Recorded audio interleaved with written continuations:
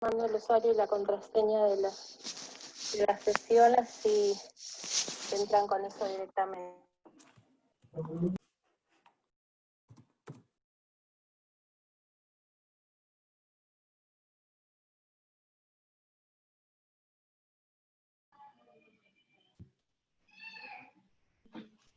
Hola, buenos días. Muy buenos días. Buenos días. Saludos Buenos días, a todos. saludos. Buenos días.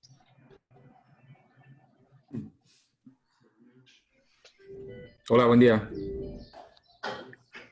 Buen día, Eduardo.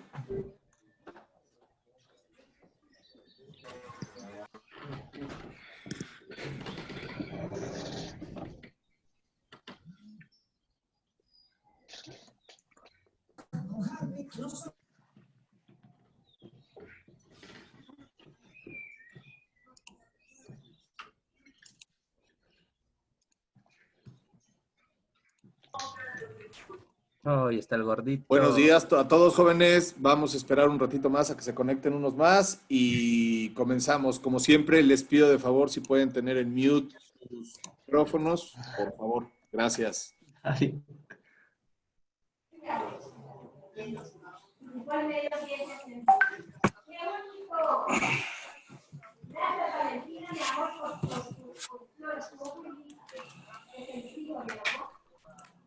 Hola. Hola, Eli.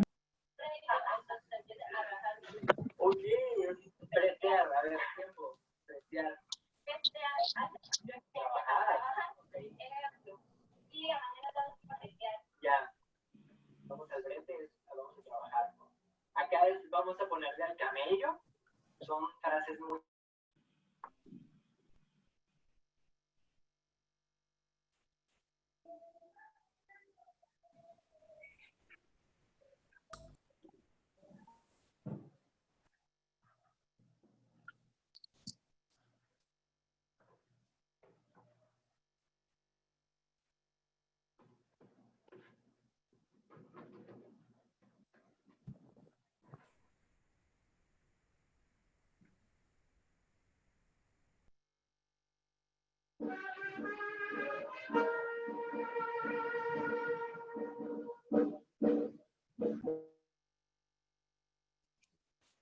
Con serenata y todo. Hombre. Alguien está happy por ser Friday.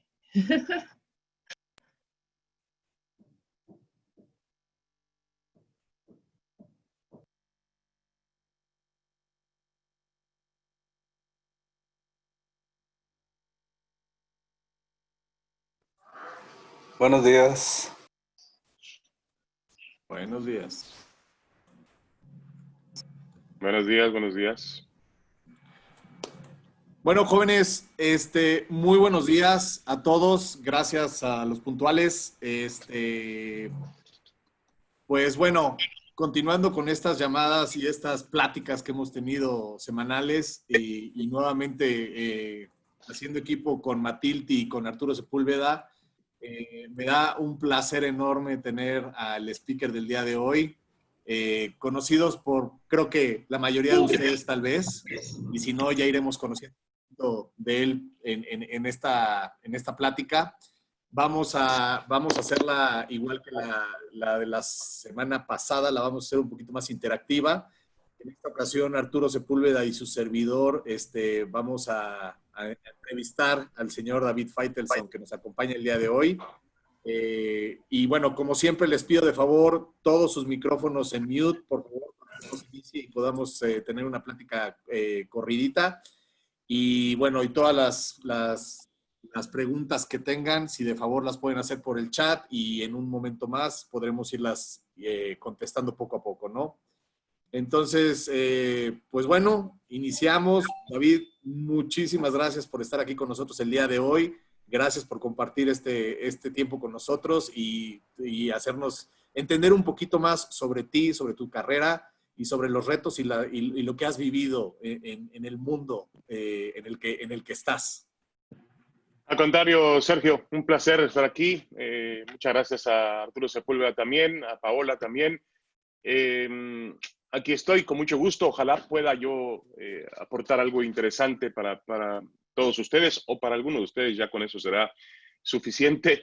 Estamos atravesando un momento tanto complicado en el mundo, eso está claro. En México, en Latinoamérica tenemos obviamente el tema, el asunto de la pandemia. En Estados Unidos, además del asunto de la pandemia, yo estoy transmitiendo desde la casa de todos ustedes, que yo vivo muy cerca de la frontera con Tijuana, en San Diego. Aquí tenemos, además del problema de la pandemia, tenemos ahora otro problema de orden, bueno, siempre lo hemos tenido, lo han escondido muy bien, o lo han tapado muy bien, de orden racial, que nos ha llevado a tener algún tipo de desórdenes en las calles, graves, importantes. Pero bueno, a pesar de toda esta situación, creo que, como dice alguien por ahí, estamos respirando y podemos sonreír y tenemos que ver el mundo y el futuro de manera muy, muy optimista. Así es. En efecto, para los que no sepan, David está en la hermana República de Estados Unidos y pues sí, efectivamente, creo que los últimos acontecimientos raciales han sido un poquito el tema de conversación aparte de lo de la pandemia, ¿no? Pero bueno, David, un poquito entrando, bueno, y buenos días, Arturo, estás por ahí, ¿no? También. Aquí estoy, buenos días. Perfecto. David, creo que yo en lo personal, yo no sabía de dónde eras hasta que estuve investigando y quisiera saber que nos platicaras un poquito eso, ¿no? ¿De dónde eres? ¿De dónde vienes? Y cómo llegas a México, ¿no? Sí, la mía es una historia un poco particular en el sentido de muchos lugares y muchos viajes y muchas nacionalidades. Mis abuelos son de origen ucraniano, escaparon de la persecución, primero de los bolcheviques y después de los nazis en Ucrania, y fueron a México. Mi mamá es cubana, mi papá es nacido en la Ciudad de México. Mi papá viaja, se va a Cuba, a La Habana, de aventura, a hacer la vida, y finalmente ahí conoce a mi mamá, ahí se casan, y luego tiene que salir prácticamente de Cuba en los tiempos de la Revolución Cubana, el ataque al cuartel Moncada, 1959-60. Ahí mi papá tiene que abandonar Cuba y por alguna cuestión del destino, cuando él quiere regresar a México, a su país donde vivía su mamá y su papá, México le dice que él puede volver, pero que ningún cubano puede entrar a México. Acuérdense que México fue prácticamente el que embarcó y armó hasta Fidel Castro para que partiera en el famoso Granma para poder lograr la revolución cubana. Mi papá quería salir de Cuba, había perdido tenía una compañía de autos, de taxis, y realmente le habían dejado sin nada una vez entrada la revolución, que la revolución siempre es buena al principio. Después, pues, como todos, hay justicias y hay injusticias. Entonces, le surge a mi papá la posibilidad, sin nada, de ir a Israel. Y entonces, mi papá es de origen judío, mi madre es de origen católico, es un matrimonio mixto, pero a él le surge la posibilidad de ir a Israel, que era un país que admitía nuevos inmigrantes y que además les daba facilidades de casa, trabajo, y ahí va mi papá a Israel, y ahí es donde nazco yo, vivo hasta los 8 años, pero realmente, bueno, obviamente me desarrollé ahí, me hice ahí en una granja, en un poblado muy pequeño en el desierto del Negev, muy cerca de la Franja de Gaza, y hasta los 8 años viví ahí. Mi primer idioma fue el hebreo en la calle, en la casa mi papá hablaba en español, mi mamá nunca llegó a hablar el hebreo, y además vivía yo en una población llena de inmigrantes latinoamericanos, argentinos, centroamericanos, colombianos que iban a Israel con el mismo motivo que fueron mis padres. Hasta los 8 años. Y a los 8 años, pues, mi padre decide que es tiempo de volver a México, quiere ver a su madre que está ya en la parte final de su vida, y regreso a México y a partir de ahí vivo en México. Y pues a mí cuando me preguntan, digo, yo por un accidente nací en Israel, un accidente entre comillas, nunca he sido israelí. Soy mexicano, me siento mexicano, Y en México, en la Ciudad de México, es donde prácticamente hago toda mi vida y toda mi carrera, y hasta que tengo la oportunidad de una oferta de ESPN hace 12 años para trabajar en el extranjero, y opto por ella, tratando de darle a mis hijas una vida diferente a lo convulsa que es la Ciudad de México, a pesar de que a mí, a mi mujer, nos gusta mucho la Ciudad de México, la extrañamos muchísimo, pero a mis hijas, yo buscaba otro horizonte para mis hijas, y finalmente vine a este país, a Estados Unidos, y aquí andamos. Ahora tengo 3 niñas en universidad. Una ya está a punto de graduarse en la carrera de cine, se graduó la próxima semana, aunque va a ser, lamentablemente, por esa situación, va a ser vía online. ¿En línea? En línea, exactamente. Y tengo otras dos niñas, una que está estudiando media, está estudiando periodismo y relaciones internacionales en la Universidad de Berkeley, en California, frente a San Francisco. Y la otra va con ella ahora a Berkeley, también logró meterse a esa universidad y va a estudiar biología molecular a partir del mes de agosto. Prácticamente esa es mi vida, Sergio. Te puedo decir que una vez que las universidades estén completadas, lo más seguro es que Irene, mi esposa, y yo tomemos otra vez el camino rumbo al sur y volvamos a nuestras raíces y a nuestra ciudad y al lugar donde tenemos que estar, ¿no? Me parecerá muy bien ese movimiento, David. Sí, a nosotros también nos va a parecer muy bien porque extrañamos mucho México. Pero bueno, es parte de la vida. Así es esto. Todo sea por el bien de la familia y de los hijos en algún momento. Sí, en México, yo la verdad a mí nunca me pasó nada en México, tengo que decirlo. Pero bueno, se escuchaban muchas cosas, y cuando uno ya empieza a tener miedo un poco por la familia, surgió esa oportunidad. Yo siempre he sido un viajero, es una cuestión, a lo mejor me la inculcó mi padre, pero yo viajo mucho, es un placer para mí viajar, conozco muchos países gracias a mi trabajo. Y también he tenido la oportunidad de vivir en diferentes lugares. Viví inicialmente en la empresa me mandó a Connecticut. Está a unos 200 kilómetros de Nueva York, entre Nueva York y Boston. Y realmente no era un lugar feo, al contrario, muy bonito, pero hacía demasiado frío para mí. Entonces, cuando yo les pido que, pues, ya estaba a punto de regresarme para México, surge una oportunidad en Los Ángeles, abrir un programa en Los Ángeles, me voy para Los Ángeles, y después ya, hace 2 años, hablo con la empresa y le digo, ¿saben qué? Yo quiero trabajar más en México, porque finalmente ahí está lo que yo hago, ahí es lo más importante que es para mí, seguir el fútbol mexicano y estar con los que para mí son los periodistas tope. Y entonces arreglo con la empresa hace 2 años en mudarme para aquí, para San Diego.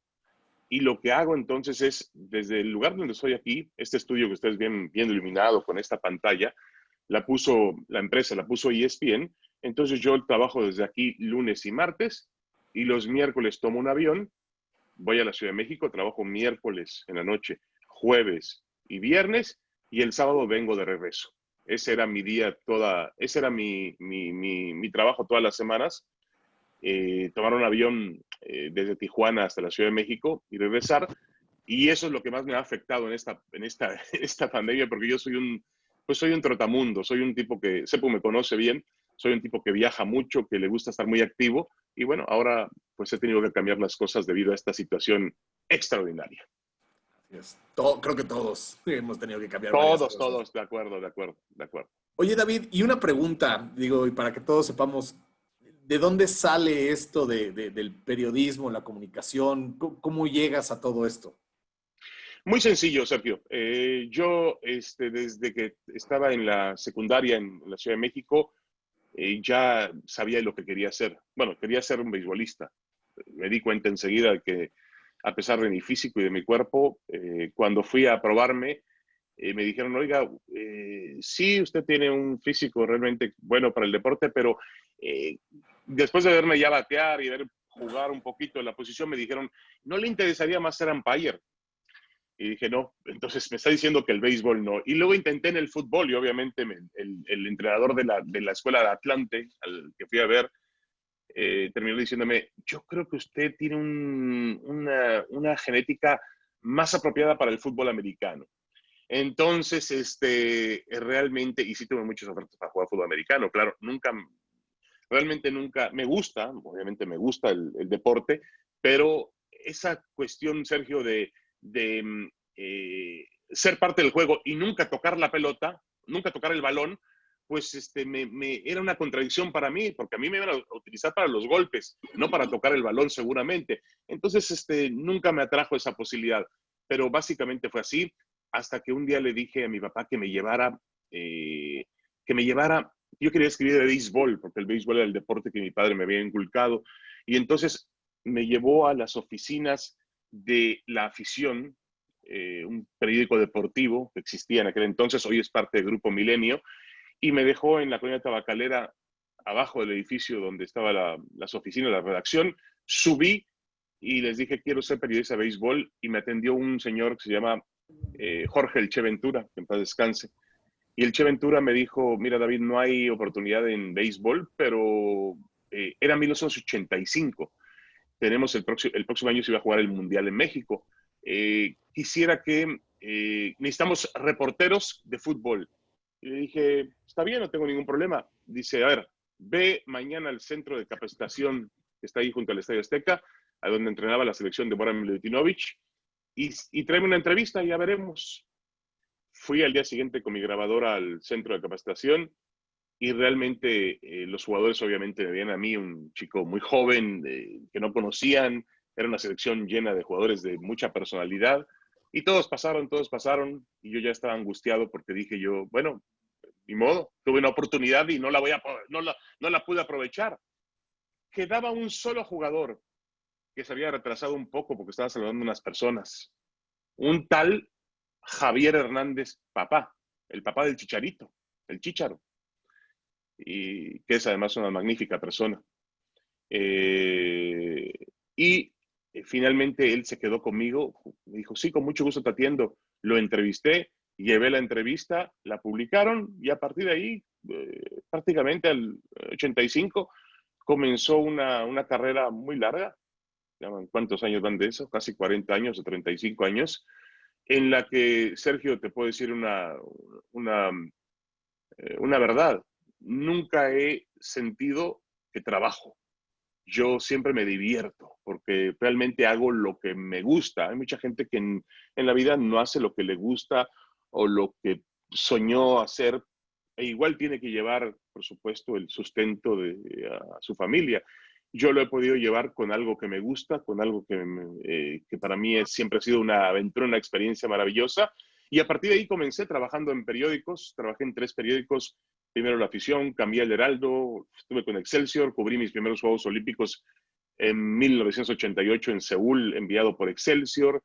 Y de ahí tuve una llamada que me hizo Francisco Javier González, diciéndome que había una oportunidad para trabajar en la entonces Imevisión, porque José Ramón Fernández había cambiado su equipo de trabajo, y me llamó por teléfono un día y al día siguiente fui con él, y cuando vi a José Ramón y entendí lo que quería y la clase de persona que era, yo siempre he sido un tipo de prensa escrita.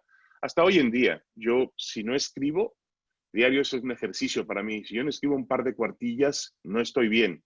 Mi mente necesita depositar en cuartillas escritas mis ideas, mis pensamientos. Así me hice como periodista. Yo me acuerdo muy bien que en los Juegos Olímpicos de Seúl, pues casi terminaba con los dedos, con llagas en los dedos porque escribía tanto. Eran 40 cuartillas por día que escribíamos desde Seúl. Teníamos que llenar, cada reportero, eran 4 reporteros, teníamos que llenar una página. A mí me tocaban ciertos deportes, pero eran 40 cuartillas. Esa disciplina de escribir la trato de mantener hasta hoy mismo porque me ayuda mucho a poder ordenar mis pensamientos. Y creo que tocaste un tema muy importante, David. Eso, el hacer lo que te gusta, el estar contento en cada momento y realmente ser feliz, creo que es una de las cosas más importantes, ¿no? Y eso puede hacer que tu crecimiento sea mucho más exponencial y que, lógicamente, lo que tú des a la empresa sea lo mejor de ti, ¿no? Creo que es... Sí, y no es fácil, Sergio, porque yo siempre hablo con los jóvenes, sobre todo cuando voy a alguna universidad o con mis propias hijas también, y yo les digo que persigan una pasión. Algo tenemos que tener de pasión en la vida. Todos los seres humanos tenemos una pasión por algo y es bueno perseguir siempre esa pasión porque es diferente cuando haces algo por pasión, por entrega, no te pesa el sacrificio. Cuando lo haces porque tienes que quedar bien o porque alguien más quiere que tú hagas esto o por una imposición, pues difícilmente va a salir el trabajo que tú esperas que salga. Yo siempre he trabajado con mucha pasión, me encantan los deportes, me encanta el periodismo deportivo y no me veo nunca. Hay gente que me pregunta, oye David, ¿no te han dado una oferta? Porque he escuchado, a veces el otro día estaba yo en la mesa de ESPN y antes de comenzar el programa pues, platicamos mucho y de pronto un compañero, no voy a decir el nombre por supuesto, me dice, yo la verdad mi sueño es ser presidente de un equipo de fútbol. Y yo volteo a verlo y le digo, bueno, si tu sueño es ser presidente de un equipo de fútbol, ¿qué caramba haces en nuestra mesa? Y hasta me sentí un poco traicionado porque dije, ¿cuántos no darían por estar en el sitio en que estás tú? Frente a una cámara de televisión, en una empresa como esta, y que además hiciera lo que realmente te gusta. Pero bueno, está bien, no hay ningún problema. A mí me ha llegado mucha gente a preguntar, oye, pero tú, ¿cuál es tu aspiración? Pues mi aspiración es esta. ¿Qué otra aspiración puedo tener? Mientras tenga trabajo no tengo ningún problema. Pero realmente esa ha sido una ventaja, Sergio, en mi vida y lo tengo como una gran experiencia y como un gran tesoro que finalmente haz lo que hagas con mucha pasión. Si lo haces con pasión, los resultados van a ser diferentes. Así es. Creo que con eso cambias todo, efectivamente. Porque mucha gente también cree y lo sabe bien el CEPU, que por ejemplo en ese trabajo y en muchos otros trabajos se llegan con palancas. No se llegan con palancas. Las palancas se terminan a los 3 meses. Cuando no hay absolutamente nada en la persona. Yo fui jefe de información en Televisión Azteca y me llegaban muchas personas con palancas. Me acuerdo muy bien las llamadas de José Ramón Faitelson. Te mando a este muchacho. Atención, porque es hijo de un ejecutivo importante o es hijo de un político. Está bien.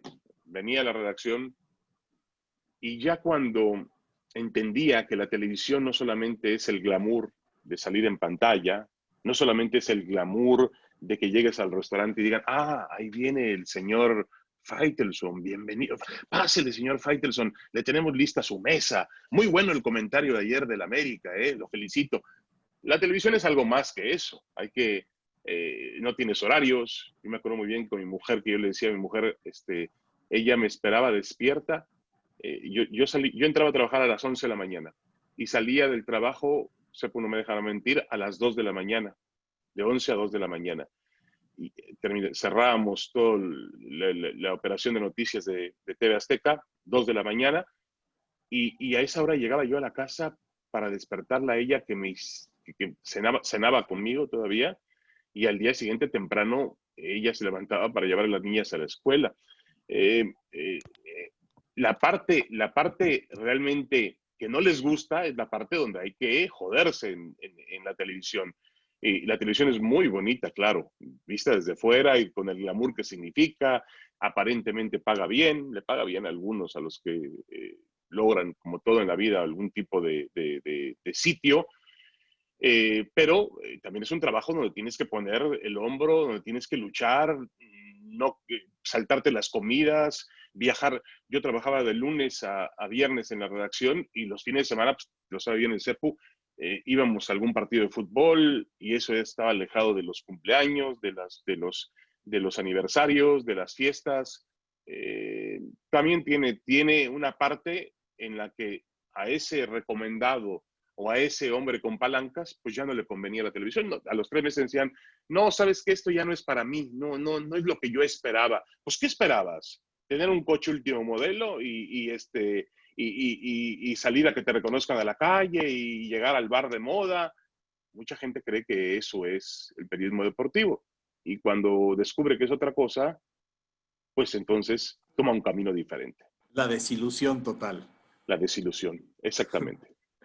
Oye, y bueno, ya que sabemos, llegas a Imevisión, que yo todavía me acuerdo de aquel Imevisión. Yo realmente nada más veía Imevisión para ver los Gran Premios de Fórmula 1, que en aquel entonces eran Mira. los únicos que los pasaban. Bueno, y transmitíamos y hacíamos la carrera de Fórmula 1 desde el autódromo, que era, me acuerdo muy bien los sufrimientos de José Ramón para aquella carrera, porque había que traer cámaras y cámaras, y era estábamos bajo la observación internacional, porque era difícil transmitir una carrera de autos, no era sencilla, pero sí me acuerdo que era parte de lo que nos dejaba Televisa en aquel entonces. Así es. Y bueno, y sé que llegando a Imevisión, TV Azteca, conoces a Arturo, y pues yo aquí quería darle un poquito de presencia al Cepu para que él nos comentara como colega tuyo y de tantas cosas que han de haber compartido durante tantos claro. años, que nos compartiera un poquito de sus preguntas también, Cepu. Adelante.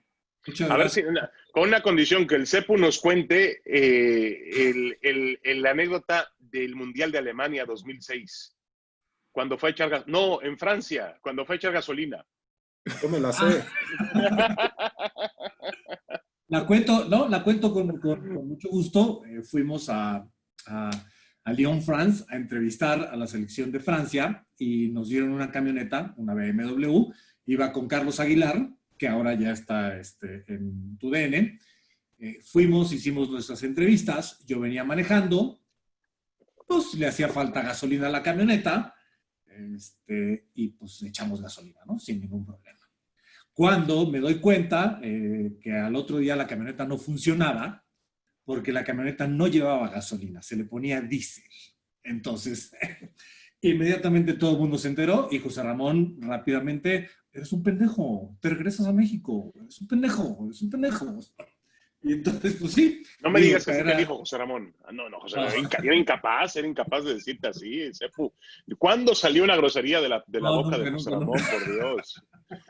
Ahora, eso fue superado en 2000, eso fue en 98, ¿verdad?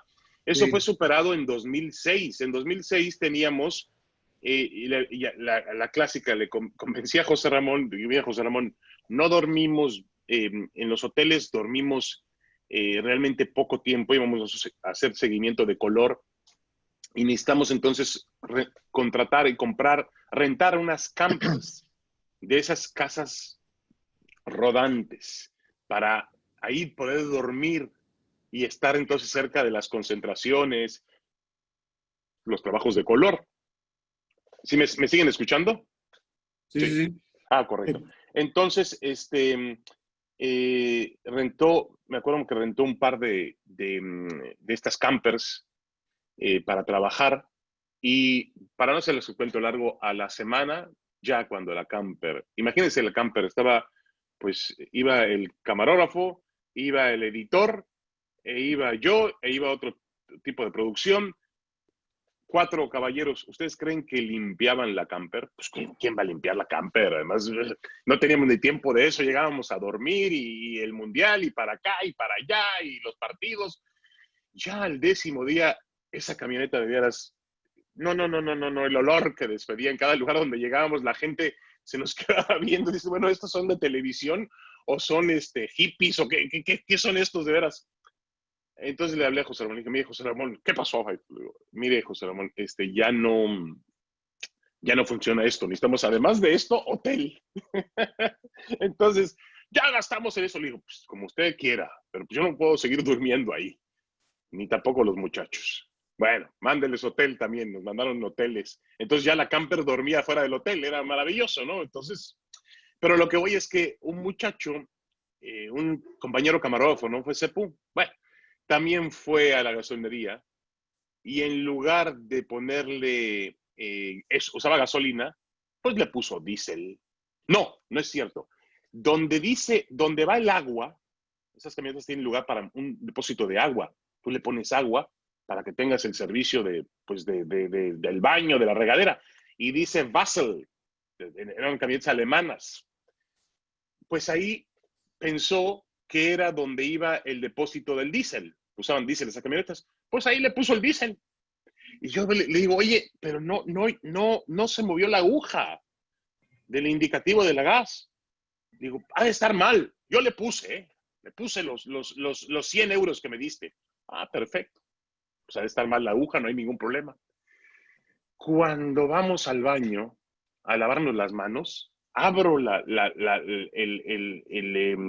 llave del baño para lavarme las manos y en lugar de salir agua sale diésel. Bueno, entonces toda la camioneta estaba llena de diésel. Y además lo tenía en un compartimento donde no iba el diésel, obviamente. ¿Tú te imaginas lo que era eso? Además del diésel habitual para el motor, tenía diésel en esa camioneta había que reconstruirla, porque además el diésel es sucio, bueno, yo, nunca llevamos nunca a Frankfurt, porque digo, bueno, y explicarle a José Ramón que descompusimos una camioneta y que hay que pagar el seguro y bueno y demás. Así nos mantenemos. Espérame, que estábamos haciendo un reportaje de color después de un partido de México. Jugó en la arena de Schalke. Sí, jugó contra Portugal ahí en México. Y estábamos terminando de hacer el reportaje de color. Requiere mucha edición. Al final ya era de madrugada. Y yo pues estaba fumando. En aquel entonces fumaba. Y se me ocurre, ya enojado, le digo, no, a ver, maestro, estás poniendo mal la imagen, pon primera esto y embónala con aquella imagen y agarro el cigarro y lo tiro al baño. En la torre, en eso me dice, tiene diésel, me grita uno. Ahí salimos todos corriendo de la camioneta. No. Fue uno de los tantos anécdotas y pasajes que hemos vivido y que Sepu también tendrá muchos, que hemos vivido anécdotas, pues que se quedan para la posteridad de historias que tenemos, que deberíamos escribir un libro porque atrás de todas las historias que la gente vio de fútbol, de reportajes, de mundiales, pues hay unas historias de vida realmente maravillosas, Sepu. Te interrumpí, Sepu, perdóname. No, muy buenas anécdotas.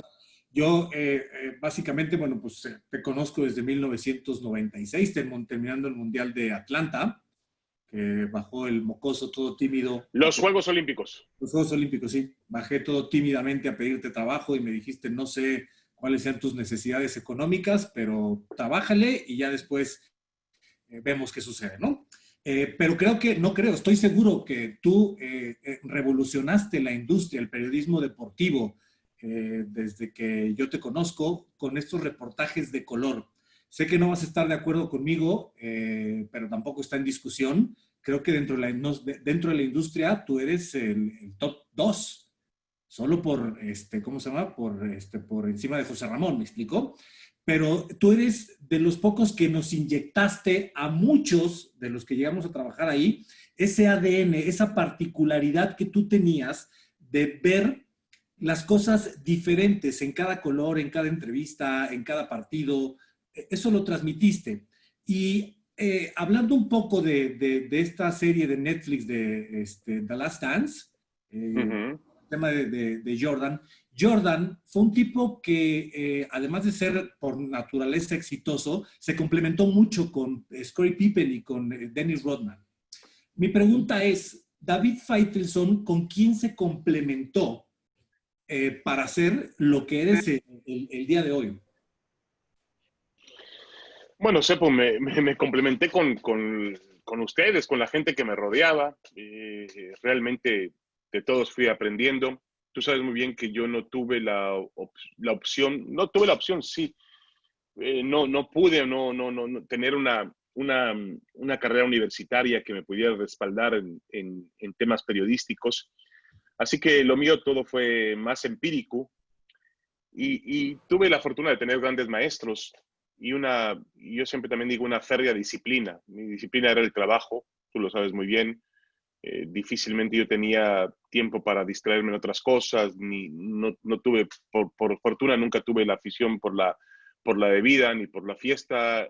Tuve pocas novias también, pocas fiestas. Yo era un hombre muy arraigado a mi trabajo, a lo que me gustaba, y lo disfrutaba muchísimo, y siempre lo disfruté muchísimo.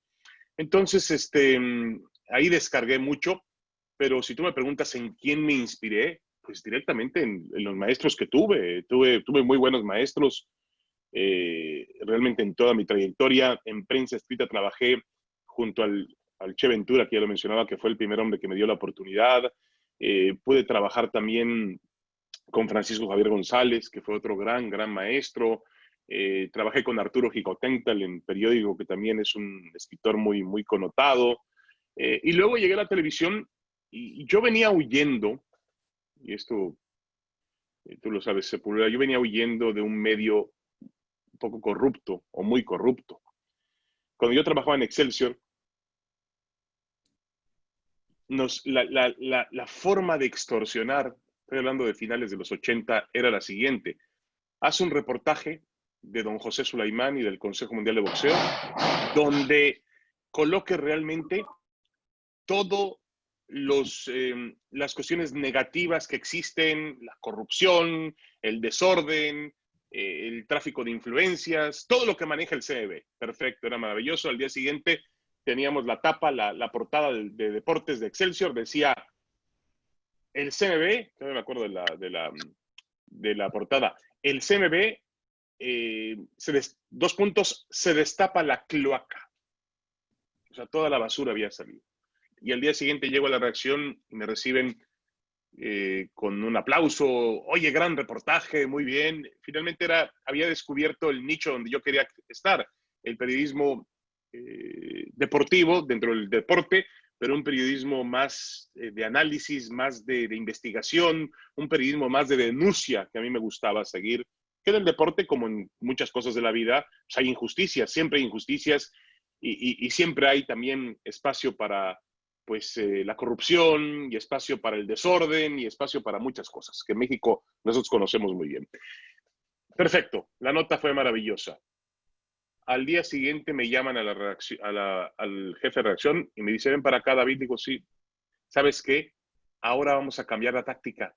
Vamos a hablar bien de don José Sulaimán y del Consejo Mundial de Boxeo. Y yo dije, pero si acabamos de decir que eran lo peor. No, ahora van a ser lo mejor. Habían llegado a un acuerdo, en aquel entonces 1,000 pesos por semana, para suavizar y para corregir la imagen de quienes 3 días antes habíamos atacado en el periódico, habíamos denunciado en el periódico. Y esa era la forma en la que ellos utilizaban. Y a mí, la verdad que yo era un chico joven y Excelsior pagaba muy bien, pagaba por semana. Yo cubría el béisbol, entonces tenía que esperar el último resultado de Grandes Ligas y los últimos resultados también de la Liga del Pacífico y en verano de la Liga Mexicana de Verano. Así que yo salía del edificio de Bucareli a las 3 de la mañana. Y todos los compañeros me decían, había una guardia, cada semana había una guardia diferente. Entonces les pagaban por la guardia. Entonces, como yo me quedaba a esperar los resultados de béisbol, me decían, ¿me puedes suplir en la guardia? Sí.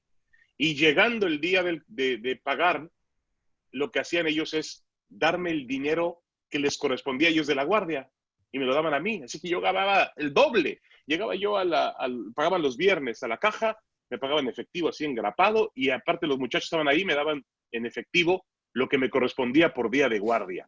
Yo tenía que esperar, claro, tenía responsabilidad, eran linotipos todavía, eran pedazos de fierro, sacaba la plana, veía la plana en acero, le poníamos un poco de tinta encima, 3 de la mañana, y poníamos un papel húmedo, sacaban el papel húmedo y tenía yo la plana de Excelsior de Deportes. Y entonces ahí revisaba yo ortografía, y entonces decía, oye, aquí le faltó un acento. Llegaba un tipo con una soldadora y le quitaba, para que vea la gente que hoy, en qué tipo de tecnología vivimos hoy y en qué tipo de tecnología me tocó vivir todavía en aquel entonces. Llegaba un tipo con una soldadora y le quitaba o le ponía un acento y ya quedaba la plana lista. Y a las 4 de la mañana salía de Bucareli, pues ¿a qué? A cenar.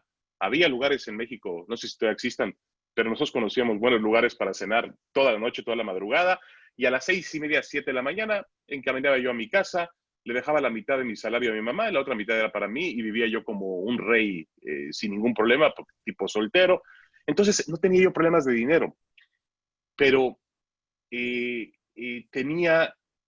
pero después de lo de Sulaimán y el Consejo Mundial de Boxeo, siguió otro, y luego otro deportista. Y ahora, ¿sabes qué, David? Ahora venles a pedir dinero para llegar a un arreglo. Es decir, primero daban un golpe y después extorsionaban. Cuando yo veo eso, viene la llamada, y yo estaba muy bien en Excelsior, muy contento, obviamente, antes de que sucediera eso. Cuando yo veo esa situación, digo, me tengo que ir de aquí. Y la primera llamada que recibo es de Francisco Javier González, diciéndome que hay una oportunidad en Imevisión, en la televisión. Dije, ¿yo qué voy a hacer en la televisión? Yo no tengo ni, para empezar, no conozco la televisión. Es un medio electrónico, un medio difícil, un medio donde además se involucra mucho. Yo no soy se involucra gente pues que más bien trabaja para ser artista, para ser modelo. Yo soy un periodista, ¿no? Eso a mí no me interesa.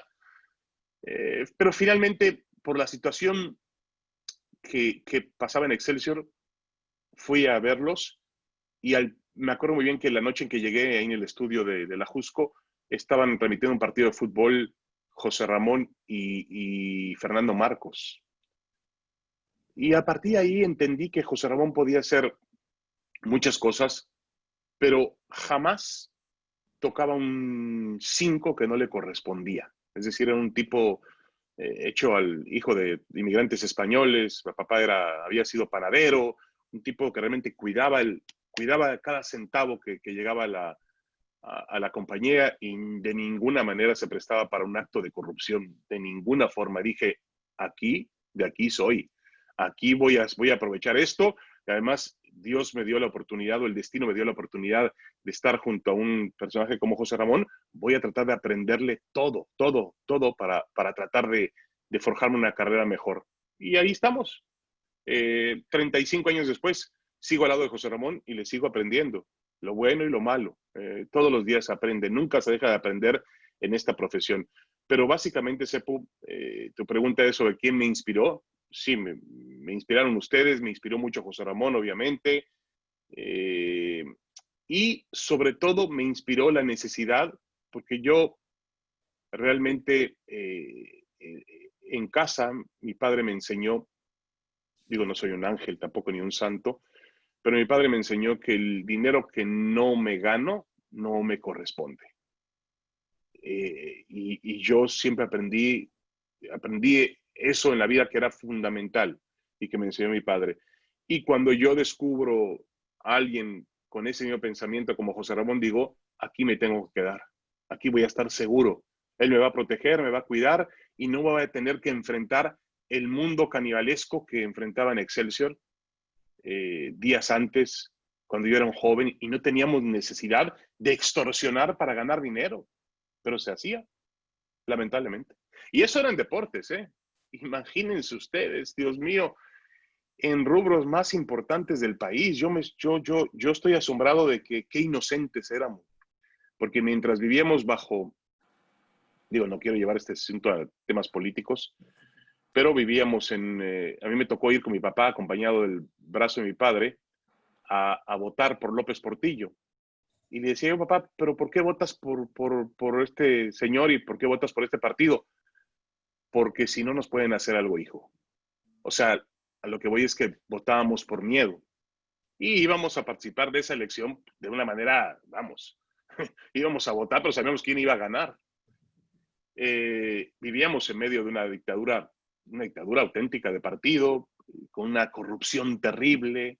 No nos dábamos cuenta todavía el tema. Yo cubría boxeo, me acuerdo muy bien, y yo tuve la fortuna de cubrir la carrera de Julio César Chávez. Yo no me imagino, me han enseñado fotos, Julio, donde yo aparezco sentado junto a unos personajes que digo, Dios mío, los narcotraficantes estaban ahí estaban, alrededor de nosotros. Ahora el lunes entrevistaba al gobernador de Sinaloa, y me pregunta, ¿cuándo fue la primera vez que fuiste a Mazatlán? Porque estábamos hablando del fútbol que llega ahora a Mazatlán. Y le dije, la primera vez que fui a Mazatlán fue a cubrir una pelea de Julio César Chávez contra Rafael Bazooka Limón. y digo, fue en la discoteca Frankie O. Es más, me atendió un tipo que se llama Frankie Arellano. ¿Usted lo conoce, señor gobernador? Se puso blanco. Es que, bueno, nosotros, la verdad que no, en aquel entonces, no sé si era nuestra inocencia o nuestra ya sabes qué, pero no comprendíamos realmente el mundo que teníamos alrededor. Pero básicamente lo que aprendí, Sepu, lo que encontré en el grupo de José Ramón, Imevisión, después en TV Azteca, fue, cometíamos muchos errores, eso es verdad, teníamos muchas carencias, eso es verdad, pero trabajábamos con honestidad, eso te consta a ti. Nunca a pedirle, en el medio del fútbol, en el medio periodístico se acostumbra mucho que haya promotores, que haya gente que da dinero para salir en la noticia, y la verdad es que el medio pues se corrompió con muchos otros medios en México. México es un país que hemos luchado y seguimos luchando hasta hoy en día contra la corrupción, es una realidad. No podemos tapar el sol con un dedo. Luchamos todos los días. Aprendimos a vivir en eso, porque para mí también era muy sencillo que de pronto me parara un policía y envolverle un billete y dárselo para que me dejara ir. Yo vivía en la cultura de la corrupción. Porque ahí me hice, no estoy justificando, pero no conocía otra cosa. Esa era la manera de salir adelante en un país como México. Vamos, también existe aquí en Estados Unidos, y vaya que existe la corrupción, y hasta en peores niveles que si no existe. Lo que pasa es que se dan golpes de pecho y demás. Pero a lo que yo voy es que descubrí en ese grupo la capacidad de poder hacer mi trabajo sin tener que caer en el abismo terrible de corromperme. Oye, David, y hay una pregunta, porque lógicamente es una de las preguntas que más se ha repetido ahorita en el chat, y lógicamente ya que estás entrando en esto, ¿cómo es trabajar con alguien como José Ramón, que a la vista de nosotros, de los espectadores, a veces puede ser una persona tal vez con un liderazgo muy bueno, pero se ve que es demandante, se ve que es fuerte, se ve que es dura, se ve que cuando no le gustan las cosas es a su manera? Eso es lo que vemos nosotros. ¿Cómo es trabajar con él ya personalmente en el día a día? Bueno, José Ramón ha pasado por diferentes etapas, ¿no? Está claro, y Sepu lo sabe muy bien. También es un hombre que ha cambiado, ha llegado a otro tipo. Hoy es diferente a lo que era el José Ramón que aventaba vasos o que pateaba el bote de basura. Era un tipo complicado, José Ramón, en ese sentido. Siempre lo fue. Tenía un carácter difícil. Manejaba un grupo. No es un hombre perfecto de ninguna manera. También hay formas, Sergio, en la vida de motivar a las personas. Cuando yo llegué aquí a ESPN, por ejemplo, y Sepu también lo sabe porque lo vivimos mucho en la redacción, y van a perdonar ustedes la palabra, pero la costumbre de José Ramón, la práctica de José Ramón era decirte, él sacaba lo mejor de ti diciéndote eres un pendejo. Esa era la manera de la cual él lograba sacar lo mejor de ti. En algunos sacó lo mejor, en otros que no entendían que esa grosería, la majadería que él hacía, no la entendían, pues buscaban, tenían otro tipo de reacción y no lo comprendían y se ponían en su contra y generalmente chocaban con él. Cuando hay formas diferentes de motivar a las personas. Yo no creo que la mejor sea insultando a un empleado. José Ramón llegaba al insulto. Era su manera. Eran otros tiempos, era de otro tipo de educación, en lo que él entendía por hacer bien el trabajo, sacar lo mejor del empleado. Llegaba el insulto. Y a veces un insulto que era terrible. Yo creo en el equilibrio. Yo creo que hay que ser un tipo duro, con el carácter que tenía José Ramón, pero cuando llegas de pronto a otra empresa, a otro lugar, a lo mejor hay otra manera de motivarse. Cuando tú le dices a una persona, eres bueno, puedes hacerlo mejor, sigue intentándolo. Entonces lo motivas de una manera diferente. José Ramón motivaba a base de eso, a base de herir, de lastimar. Pero tenía otra cara que era más allá de la televisión, donde yo descubrí un tipo con nobleza, un tipo bueno, un tipo preocupado por sus hijos, y un tipo que, insisto, por sobre todas las cosas era honesto. Mira, Sergio, la realidad es que mucha gente terminó amargada por la manera en la cual José Ramón lo trataba. Yo traté de ser inteligente. Sí hubo momentos en donde él humillaba, sí, obviamente, humillaba, lastimaba, porque además era tan inteligente que sabía dónde había que lastimar a la persona y herirla profundamente. Pero yo siempre trato de sacar lo mejor de una persona y lo mejor de y desechar lo peor.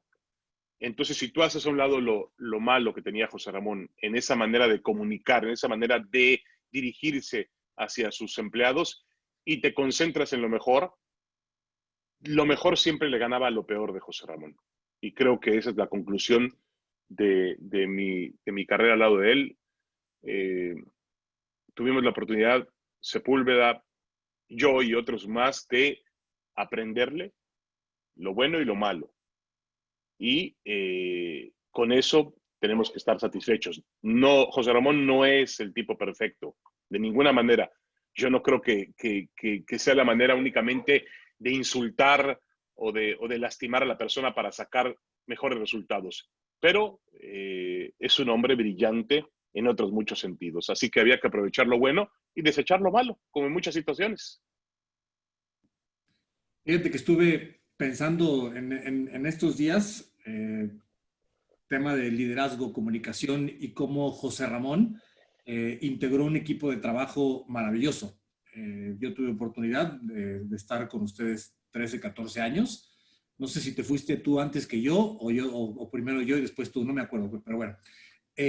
Y lo que se me viene a la mente, David, es aquella Copa Confederaciones. Dime si hay otro ejemplo de liderazgo y comunicación y trabajo en equipo que hayan sacado tanto tú y como José Ramón adelante. Aquella Copa Confederaciones donde, ¿te acuerdas que dio doping positivo? Creo que fue Carmona. Carmona y el otro jugador era, ¿cómo se llama? Galindo, ¿no? Galindo. Y como que desde Federación Mexicana de Fútbol, desde Televisa, se intentó bloquear toda esta situación para que no llegara a la FIFA. Y José Ramón Fernández agarró y dijo, mi equipo de trabajo va a sacar esto adelante porque lo tenemos que informar, porque somos periodistas, porque somos un gran equipo de trabajo. Si encuentras otro ejemplo, no lo puedes compartir evidentemente, pero es el que se me vino a la mente en estos días. Sí, esa es una buena anécdota, Sepu. Fíjate que ese verano, Copa Confederaciones del 2005, fue aquella selección de la Volpe que andaba muy bien. Hizo una gran Copa Confederaciones. Y yo me quedé, me dijo José Ramón, me dijo, te quedas en México, no vas a ir. Digo, pero está bien, se lo comuniqué a mi esposa y me dijo, feliz de la vida. Te vas a quedar el verano aquí con las niñas, con nosotros. Muy bien, no hay ningún problema. Además, teníamos al año siguiente el Mundial. Y en eso me llaman de la oficina, un martes, ya estaba la Copa Confederaciones prácticamente a punto de comenzar, y me dicen, David, te tienes que ir a Alemania. Digo, pero si yo no estaba contemplado para ir, yo ya hice mis planes, te tienes que ir urgente. Le dije, ¿por qué? Porque ni André Marín ni Martinoli le dirigen la palabra a José Ramón. Le dije yo, bueno, ¿cómo que no le dirigen la palabra a José Ramón? Sí, se sientan a comer y en la misma mesa no le hablan. Y el señor ya está angustiado. Dije yo, Dios mío, pues, pero eso se resuelve muy sencillo. A ver, pásame un teléfono. Y ya le marqué a Marín y me dice, no, es que está loco, nos insulta, nos agrede, ya no lo aguanto, se vaya mucho a la fregada. Dije, André, es un señor de edad, por Dios, están de viaje. No, yo no, la fregada. Está bien. Le marqué a Martinoli. No, es que se porta muy mal, ya no lo soportamos, David. Se pone en un plan muy intransigente. Le dije, pues es el jefe, Todavía, les dije, todavía no cae, es el jefe. No. Bueno, tuve que hablar con mi esposa, con Irene, decirle, me tengo que ir a Alemania. Está muy bien. Estaba todavía Eder Velázquez ahí, que Eder sí le hablaba a José Ramón, pero Eder sí iba a hacer los reportajes de la selección mexicana. Y llego allá a Alemania y en efecto, era la ley de hielo, parecían niños. No le hablaban a José Ramón. Y el pobre José Ramón, pues, se quedaba solo porque además no hablaba alemán, obviamente, no hablaba inglés. Ya no estaba Jessie, que era la directora que estuvo mucho tiempo y que acompañaba en los viajes y solía ayudar mucho en cuestión de que José Ramón tuviera dónde comer, el pase de abordar, cosas muy sencillas que José Ramón no sabía hacer y que generalmente le hacían. Y pensábamos que André Marín y que Martín Olip lo iban a hacer. Pues no lo hacían. No le hablaban al señor. Ya llegué yo ahí, les dije, todavía me acuerdo que agarré a André y le di un empujón. Digo, ¿qué te pasa, idiota? Y me dice, no tenemos nada de comunicación con él. Bueno, está bien, pues ya. Entonces le digo yo, me acuerdo muy bien, le digo, pues, ¿sabes qué? Ahora yo vengo entonces de edecán, ya no vengo a trabajar, vengo de edecán como relaciones públicas para atender a José Ramón. Entonces, me puse a hacer los reportajes con Eder ahí. Y pasamos a Copa Confederaciones. Te voy a contar, Sepu, cómo fue el tema rápidamente de lo de Carmona y Galindo. Estábamos en el estadio de Frankfurt y en eso nosotros estábamos, realmente los ratings iban bastante mal con Televisa, muy mal, nos estaban vapuleando, es una realidad.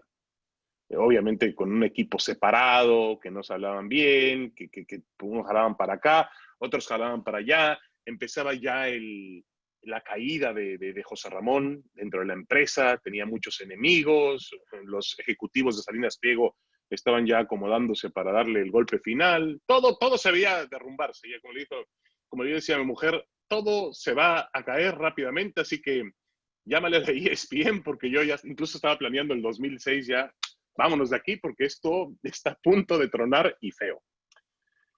Y teníamos me acuerdo que trajimos a Javier Aguirre para un partido, para hacer los análisis de un partido, y Televisa se quejó amargamente, porque además ya había un acuerdo que las dos empresas tenían que ir igual. Entonces, ¿qué se hizo con ese partido que se había grabado y que se repetía en la noche, en horario estelar, porque obviamente era por la mañana en Europa, y se repetía, era por la mañana, horario de México, y se repetía por la noche. Entonces, le quitaron el audio en la narración de Javier Aguirre, lo editaron, entonces quedaban unos vacíos medio raros, todo nos salía mal, todo nos estaban apabullando. Y le digo, y de pronto llegamos en la noche al hotel, el Sheraton de Frankfurt, y me encuentro a David Medrano dando vueltas, preocupado, con Alberto de la Torre, presidente de la federación. Y me dice, y le digo, ¿qué pasa, David? No, todo bien. David trabajaba para nosotros, pero también trabajaba pues era el brazo derecho de Alberto de la Torre, ¿no? Entonces, termina esa situación y ahí estaba José Ramón y nos tomamos un café con Alberto de la Torre. Se había ido David a descansar. Y Alberto de la Torre le cuenta que hay 2 dopings positivos en la selección mexicana de fútbol. Uno es Galindo, Aarón Galindo, y el otro es Salvador Carmona. ¿Salvador Carmona? ¿Chava Carmona era? ¿O lo estoy confundiendo con un...? ¿Ustedes sí me escuchan bien? Porque yo no lo escucho. Sí. No, sí, Salvador Carmona. Sí fue, perfecto. Sí fue Carmona. Correcto. Al día siguiente jugaba México-Brasil. Estamos en miedo. Jugaba México-Brasil en Frankfurt y llego con José Ramón y le digo, José Ramón, lo que escuchamos anoche, pues es agua bendita. Le digo, me dice, ¿cómo? Le digo, es agua bendita, José Ramón, nos dieron una exclusiva. Ya tírela. No, pero es que Alberto de la Torre, pues nos confió eso ahí en corto, en privado. Le digo, que se vaya a la chingada Alberto de la Torre. Vamos a dar la exclusiva. Y con esto revertimos la situación con Televisa. Con esto los damos es un doping, es un escándalo. Vamos a hacerlo, José Ramón. Y me dijo, al final lo convencí. Es más, se puso la cámara ahí enfrente, yo no me puse en la cámara, me puse atrás, le dije al Roberto López, al camarógrafo, al Susú, ciérrate en José Ramón, micrófono, y hablamos. José Ramón ahí y José Ramón apareció frente a la cámara diciendo, nos enteramos en exclusiva, damas y caballeros, que hay 2 casos de doping positivo en la selección mexicana de fútbol en plena Copa de las Confederaciones. La situación es importante porque FIFA está preocupada por el tema, falta un año para el Mundial, en fin. Agarré el cassette, digo, dámelo, Susu. Ya, Marfa Roberto. Me dio el cassette, le digo, José Ramón, vengo. ¿A dónde va? Le digo, voy al camión, a la unidad móvil, a meter el cassette y transmitirlo a México. Lo habíamos pregrabado. Encuentro a Medrano y me lo del positivo no es conveniente que lo haga. Le dije, con todo respeto, David, a mí vale madre lo que sea conveniente, lo que no sea conveniente. Esto es noticia. De transmisión con el cassette y ahí está Marín. Ese cassette no se va a transmitir. Desde México. No se va a emitir ese cassette. Sí te perdimos ahorita tantito, David. Yo creo que se está quedando sin pila. Déjame cambiar esto. A ver, un segundo. A ver, aquí como me escuchan por acá, mejor. ¿Ahí me escuchan mejor? Ahí ya te escuchamos. Déjame Sí, claro. esto y con mucho gusto. Perdón, pero... No te preocupes, suele pasar en estos momentos. No estamos A acostumbrados ver, ahí a los todo esto. escucho. ¿Me escuchan ustedes ahí? Perfecto. Fuerte y claro, muy bien. ¿Por qué será?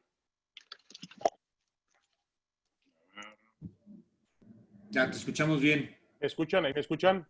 Sí. Ah, perfecto. Bueno, llegamos entonces a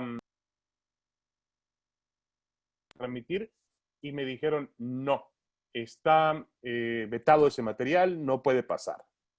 Y me dice el director, si quieres, mándalo, pero en México, un tal Gustavo Guzmán, como que un tal Gustavo Guzmán es un hombre muy importante en TV Azteca, va a detener el material y no va a poder pasar esa información de que hay.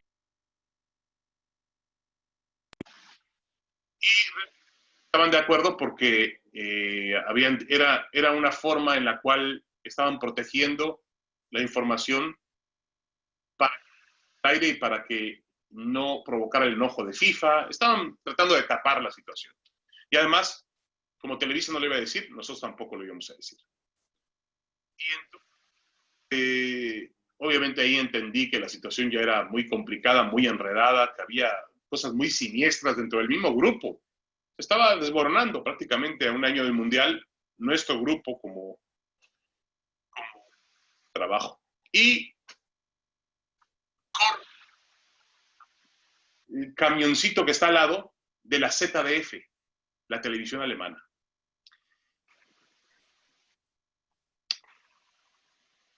Mire, yo soy David Feitelson, trabajo para Televisión Azteca de México. Ahí, y me dice, sí, dígame, sobre 2 jugadores positivos en doping en el equipo.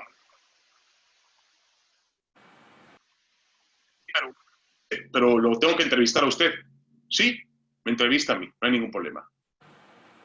Ahí, sacaron una camarita, me entrevistó ZDF, y a partir de ahí, a partir de esa noticia que tenía José Ramón, obviamente, porque la había conseguido con Alberto Latorre. Alberto Latorre no me la dio a mí, se la dio a José Ramón la noche anterior. Pero realmente, a partir de ahí rebotó internacionalmente y se hizo todo un escándalo. Ya es muy diferente si la televisión alemana lo dice, porque en México lo habían tapado. En México había orden de proteger a la selección mexicana de fútbol. Había órdenes de las 2 televisoras de que esa exclusiva que tenía José Ramón no pasara al aire y no se retransmitiera. Esa fue una realmente, y que es una historia que empieza a marcar también el final del mandato de José Ramón en TV Azteca y en la televisión. Al año siguiente vienen los problemas que tú, Sepo, conoces bien, y la separación de José Ramón, y hasta que, bueno, dijeron que se... Esa sí, oportunidad, porque dije, yo lo vi como una oportunidad, dije yo, de aquí, convencí a José Ramón, le lavé el cerebro a José Ramón de decirle, vamos, la tiene, dela al aire. Vamos a ponerlo al aire porque nos va a ayudar a cambiar nuestra inercia, el rating, que era terrible, y nuestra situación, y TV Azteca era una exclusiva. Pero las órdenes eran que no se diera. Y lamentablemente tenían tocados a varios en nuestro grupo, que era lo que más me dolía.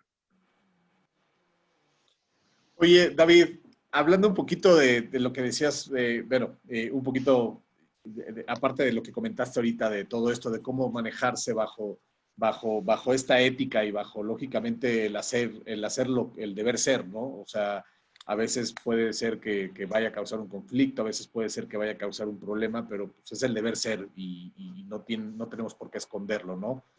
Pero hablando de todo esto, y también basado en un poquito en las preguntas que han estado pidiendo, el trabajar con todo este equipo que decías que en aquel momento ya estaba desmoronando, pero trabajar en un equipo que de repente entraban en conflicto al aire, ¿cómo era trabajar con ese equipo? Se apagaba la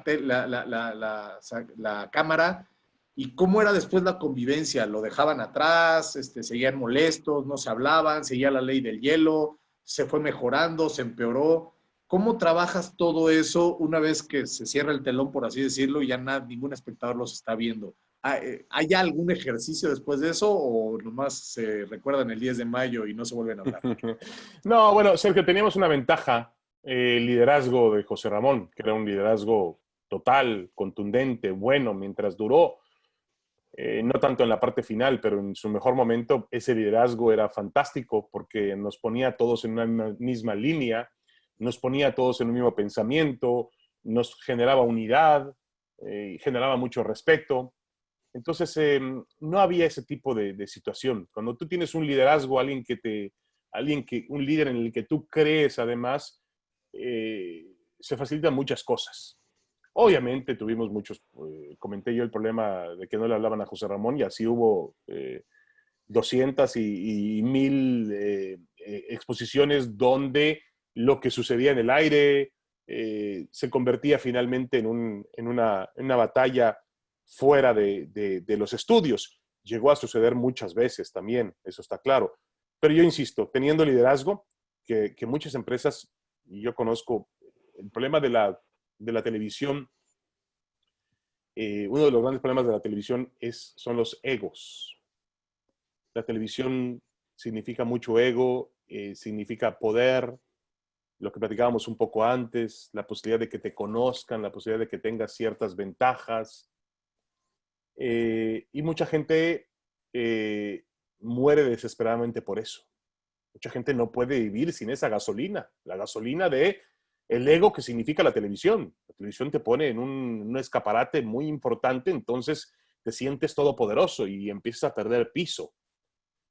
Entonces, y sobre todo la televisión abierta, donde nosotros trabajábamos, que obviamente generaba una cuestión de popularidad, de reconocimiento. Yo te paso por el aeropuerto en estos días, tantos años después, y me dice el de seguridad del aeropuerto: oiga, señor Faitelson, ya no sale usted en TV Azteca, ¿verdad? No, ya dejé de salir hace un buen tiempo, ¿eh? Pero todavía tiene la memoria de eso, y está bien, no pasa nada, no todo el mundo puede tener televisión restringida o pagar un servicio, y uno lo entiende perfectamente bien, pero es el poder que te da la televisión abierta. Sí había mucha presión muchas veces, diferencias, grupos, pero todo canalizado al liderazgo de José Ramón. Ayudaba mucho. Teníamos un gran líder, fuerte, poderoso, en el que creíamos. Entonces, no había fracturas importantes dentro del grupo. Cuando empezó a flaquear José Ramón, empezaron las fracturas. Y cuando empezaron las fracturas, todo se desmoronó. Oye, aun cuando, perdón, Sepu, aun cuando en un en un en vivo el señor Peláez te dijo que eras un idiota? Estúpido. Estúpido, perdón, estúpido. Por favor, Sergio, no me quites categoría. Disculpe. Perdón, Sepu. No, David, siempre el cambio es complicado, es difícil. Estuviste más de 20 años en Imevisión y en TV Azteca. Tuviste muchas anécdotas, mucho aprendizaje, mucha historia, muchísimo carreteo. Emocionalmente, ¿cómo fue el cambio para ti dejar atrás la casa que te abrió la puerta, la casa donde te construiste, la casa donde te llevó a ser lo que eres el día de hoy y salir de ahí y entrar a ESPN? Ese cambio, esa parte emocional, ¿qué aprendizaje te dio y cómo lo manejaste? Bueno, lo manejé muy complicado. Al principio era muy difícil. Incluso necesité ayuda profesional en ese sentido porque el primer día no pasó nada, el segundo día no pasó nada, el tercer día tenía que ir yo todos los días a ESPN. Tenía un programa ahí en Radio Fórmula, en Universidad, frente a Plaza Universidad. Y cuando me di cuenta de que yo iba por el periférico, iba rumbo a la Jusco. Y dije, ¿a dónde voy? Pues la costumbre, iba por una condición innata, iba yo a TV Azteca. Entonces me costó muchísimo trabajo, a pesar de que mi salida de Azteca fue realmente una salida dulce. Mucha gente sale mal, yo no salí ni demandando a la empresa. Cuando llegué a Recursos Humanos, me dijeron, primero pasé por la oficina del señor Salinas Pliego, y el señor Salinas Pliego me recibió y me dio un abrazo y me dijo, bueno, si es tu decisión, es tu decisión. Por cierto, me tiró me dijo, hay una opción en Los Ángeles con Azteca América. Yo había pedido mucho esa oportunidad, quería salir de México y me habían dicho siempre que no era posible, que la empresa no tenía realmente mucho interés en eso. Pero al final yo entendí que para tratar de rescatarme, habían dicho, mándalo a Los Ángeles y que se le quite la bronca en 2 o 3 meses, lo regresamos a México. Le dije, mire, señor Salinas, no he firmado nada, pero le di mi palabra a ESPN. Ah, bueno, vete.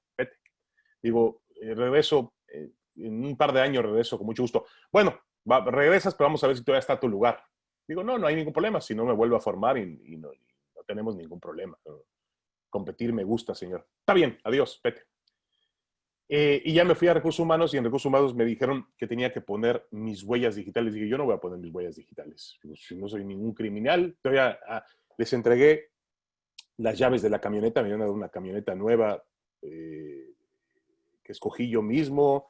Aquí está la camioneta, está todo perfecto. Le entregué. Me dio David, como tú renunciaste, te toca este cheque. Y digo, sí, hazme un favor, dóblalo y no me dé la cifra. Y me lo metí acá. Dije, no hay ningún problema. Lo que me des, me das. No pasa absolutamente nada. Y yo no voy a demandar absolutamente nada. Y si no me quieres dar dinero, tampoco me des dinero. No pasa nada. En ese momento quiere que ponga las huellas. Y dije, yo no voy a poner las huellas. Es que por ley lo tienes que hacer porque nos puedes demandar y yo no los voy a demandar. Digo, y si me sigues fregando, voy a llamar al señor Salinas. Y me dice, bueno, déjame hablar con mi jefe. Le llamó a Mario San Román. Y Mario San Román, director de TV Azteca, en ese momento me llamó a su oficina, me dijo, está bien, no pongas las huellas, no pasa absolutamente nada. Es una cuestión de ley. Y hablé con el señor Salinas, me dijo, y aquí está tu credencial. Me dijo, la credencial sigue vigente, la puedes usar cuando tú quieras. Es tu casa. Digo, muchísimas gracias. Ya me voy, que estén muy bien, gracias por todo, y se acabó, punto. No pasó absolutamente nada. El cheque que me dieron obviamente por 20 y pico años era un cheque con una cantidad muy baja, pero bueno, está bien. Yo había escogido el camino, ellos querían que me quedara y me habían dado las facilidades para poder quedarme, pero yo entendía que las cosas habían cambiado, que yo olía demasiado a José Ramón y que había una cierta persecución o cierta venganza hacia él al interior de la empresa. Dije, mejor vámonos. ¿Para qué buscarle teniendo la oportunidad en ESPN ganando muy poco? Realmente poco. Acudí más acudí mucho a los ahorros de la familia para poder aceptar lo de ESPN. Irme con las 3 niñas con mi hija, con mi esposa, con el perro, a un lugar para nosotros difícil, inhóspito, duro, era un cambio realmente complicado. Llegamos sin seguro médico. Después, obviamente, ellos corrigieron esa situación. Y la verdad es que la empresa se ha portado muy bien y ESPN conmigo de manera fantástica. Pero cuando llegamos allá, era realmente un mundo muy difícil. Todavía me acuerdo muy bien, Sepo, que fui a cortarme el pelo. Y la tipa que me cortaba el pelo, pues estaba haciendo plática como normal, ¿no? Te sientes en la peluquería.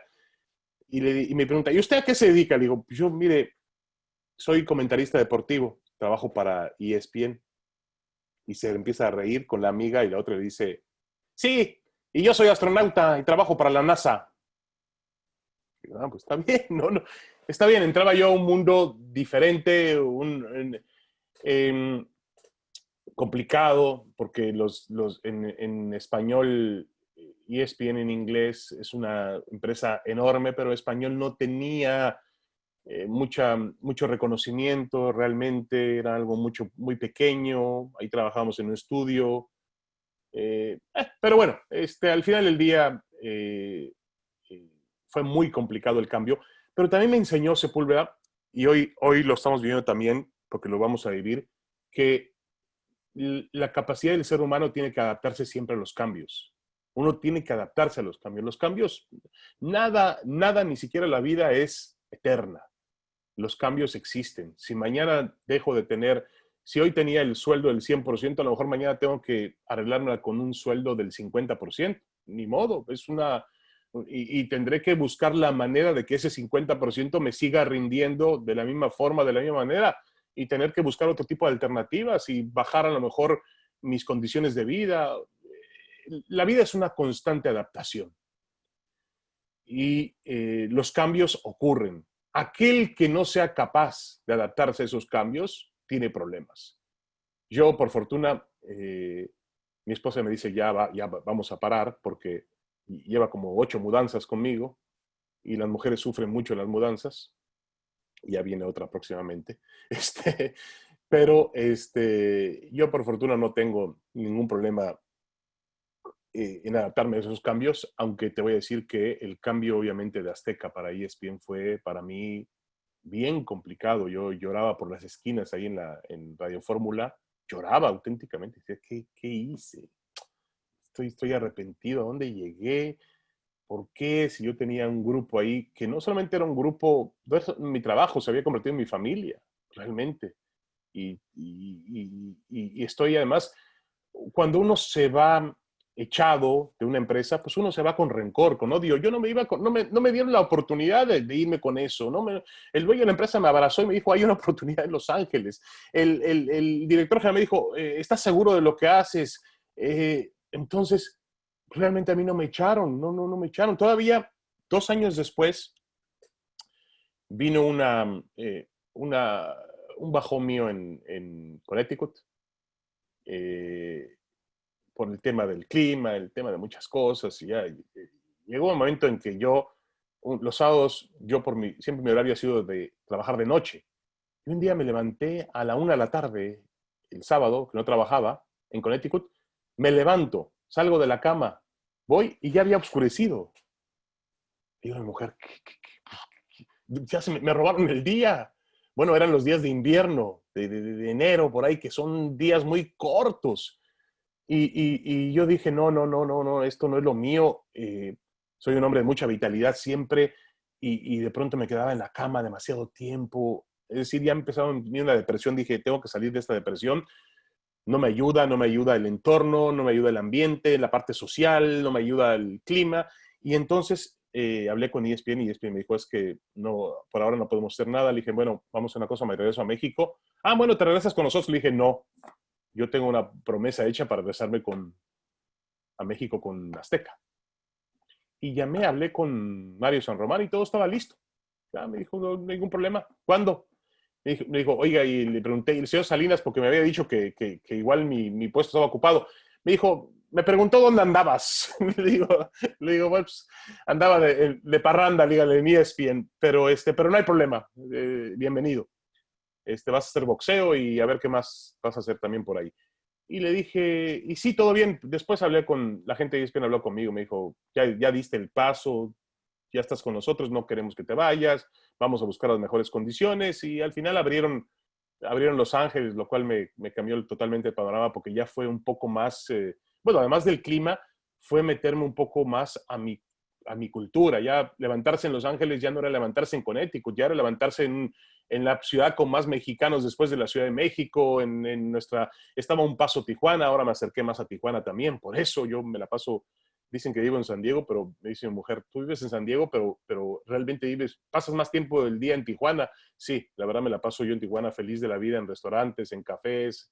Dicen que es una ciudad peligrosa, a mí nunca me ha pasado absolutamente nada en Tijuana, me atienden de maravilla, voy de compras, yo voy de shopping, ustedes vienen de shopping a Estados Unidos, yo voy de shopping a Tijuana. Y, y la verdad que me la paso muy, muy bien. Pero sí, al principio costó un poco de trabajo. Oye, David, y bueno, leyendo un poquito las preguntas, Mario Amores preguntaba eso, que cómo había sido el cambio. También digo, debo de aceptar que hay varias personas comentando que el color de tus reportajes que así eran increíbles. Gerardo Porras dice que tu trabajo es admirable, que te felicita, que muy analista, muy controversial y directo. Una pregunta de Héctor Nava, dice, mi hijo que está por entrar a la preparatoria tiene como único objetivo ser comentarista deportivo y está dispuesto a pagar cualquier costo para lograrlo. ¿Cómo me recomiendas guiarlo y acercarlo? Porque justamente es un medio muy cerrado. Como padre lo quiero apoyar, pero aunque le veo todo el perfil y actitud, continuamente pienso que se debe enfocar en alguna carrera profesional más comercial. Lo anterior por miedo mío, buscando que tenga un plan B. Héctor, yo lo que recomiendo es siempre con los hijos. Tuvimos una gran discusión con mi esposa. Mi esposa quería que mi hija, la más chica, estudiara leyes. Dice que tiene razón Irene, porque en Estados Unidos siempre necesitas un abogado, ¿no?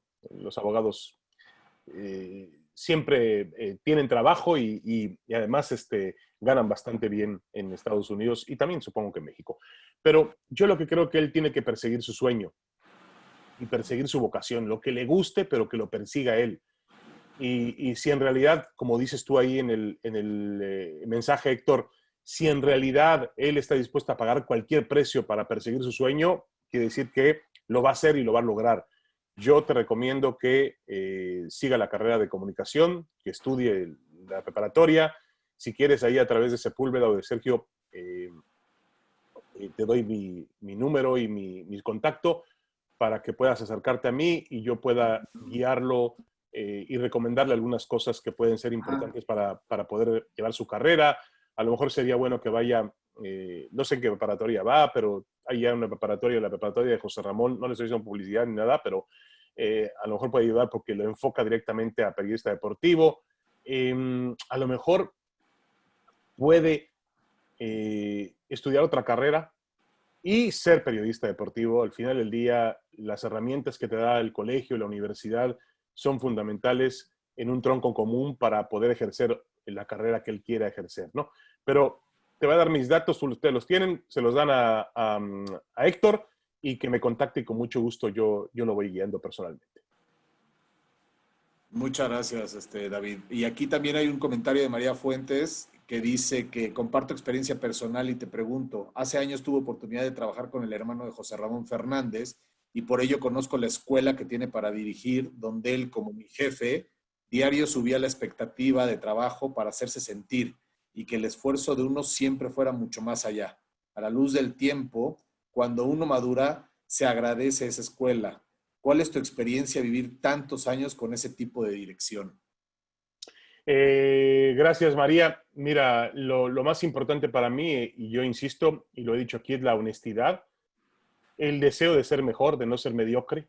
José Ramón nos sacaba lo mejor de nosotros, o trataba de sacar lo mejor de nosotros, lo mejor de cada persona, y eso hay que reconocérselo. Y siempre fue un líder en cuanto a ejemplo. Yo nunca vi a José Ramón ni ebrio, ni utilizando drogas, ni haciendo el papel realmente que podía desmoronar su imagen como líder. creo que aprovechar todo eso y sobre todo su imagen, su conocimiento, su experiencia fue fundamental para mi carrera. Acá tengo otra pregunta interesante. Uh-huh. David, ¿qué es lo que te motiva en tu estilo de dar periodismo? Que a pesar de tener discusiones, desacuerdos, incluso insultos con tus compañeros de fútbol picante como Hugo Sánchez, Pietrasanta, Peláez en su momento y también la plática que tuviste con el Saúl sobre su estilo de boxeo, ¿no has cambiado la forma de presentar tus puntos de vista?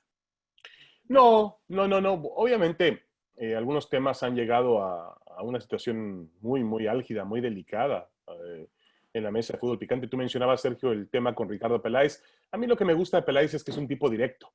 Es decir, preocúpate de las personas que se guardan cierto rencor o cierta venganza y que te llegan por la espalda. Y Peláez es un tipo directo. Le salió a decirme estúpido y punto. Ya hace poco él reconoció que se había equivocado. Él es una buena persona, un tipo muy honesto, trabajador.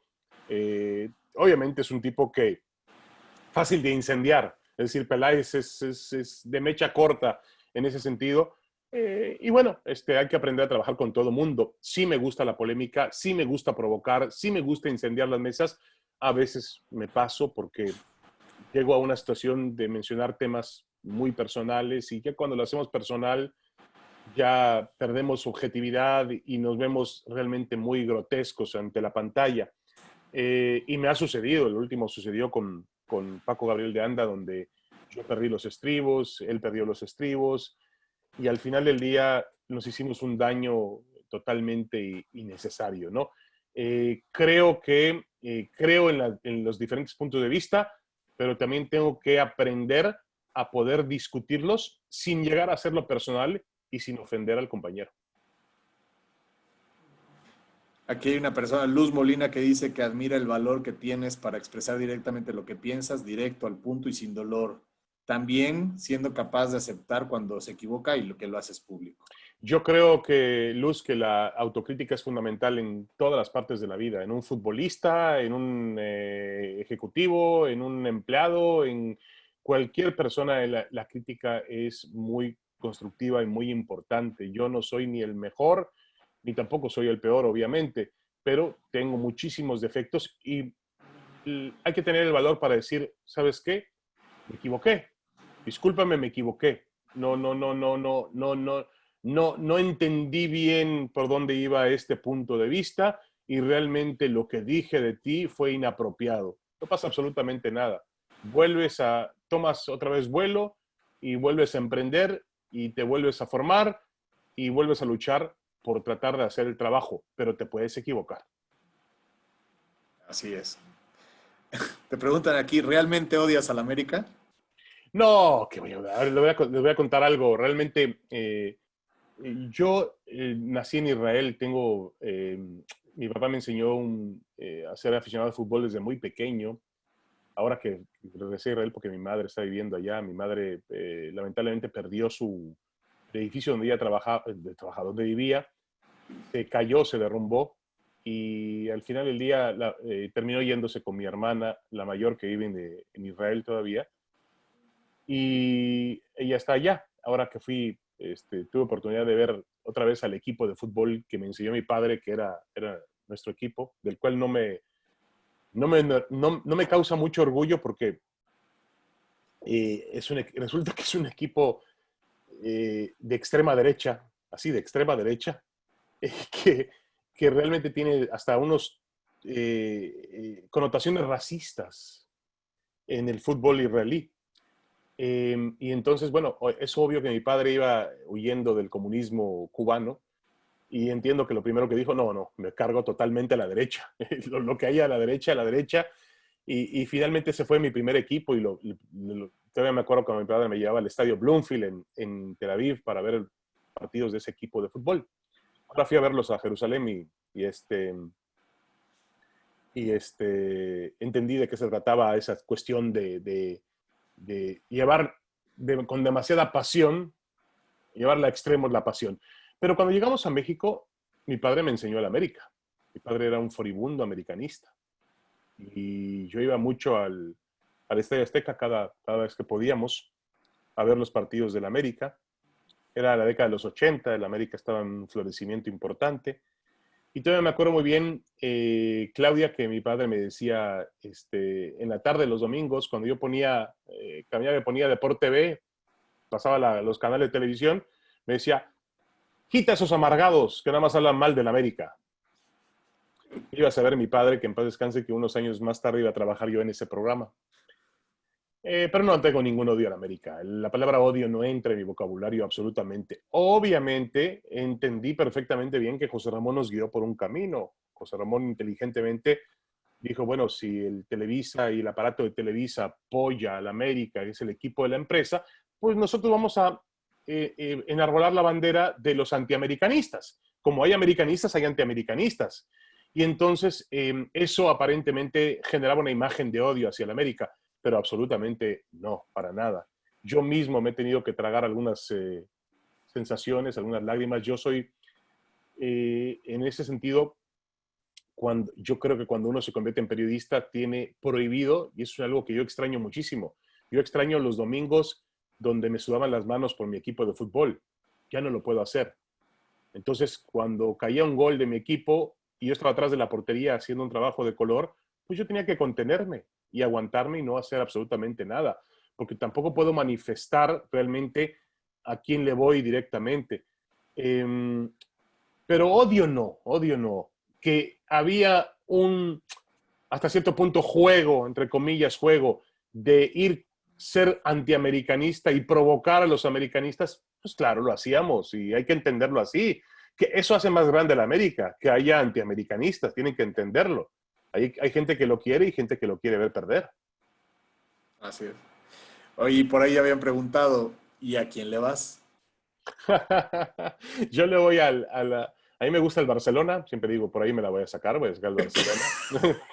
Qué manera de esquivarla. Y no pasa absolutamente nada. El Barcelona y a ver, déjame ver, mira, el Barcelona y es medio amarilla, pero no vayan a pensar, no se vayan a equivocar, A ver, el equipo que me enseñó mi padre, por supuesto, tiene que ser este. Ah, claro. Entonces, no. A ver, yo fui con mi papá americanista.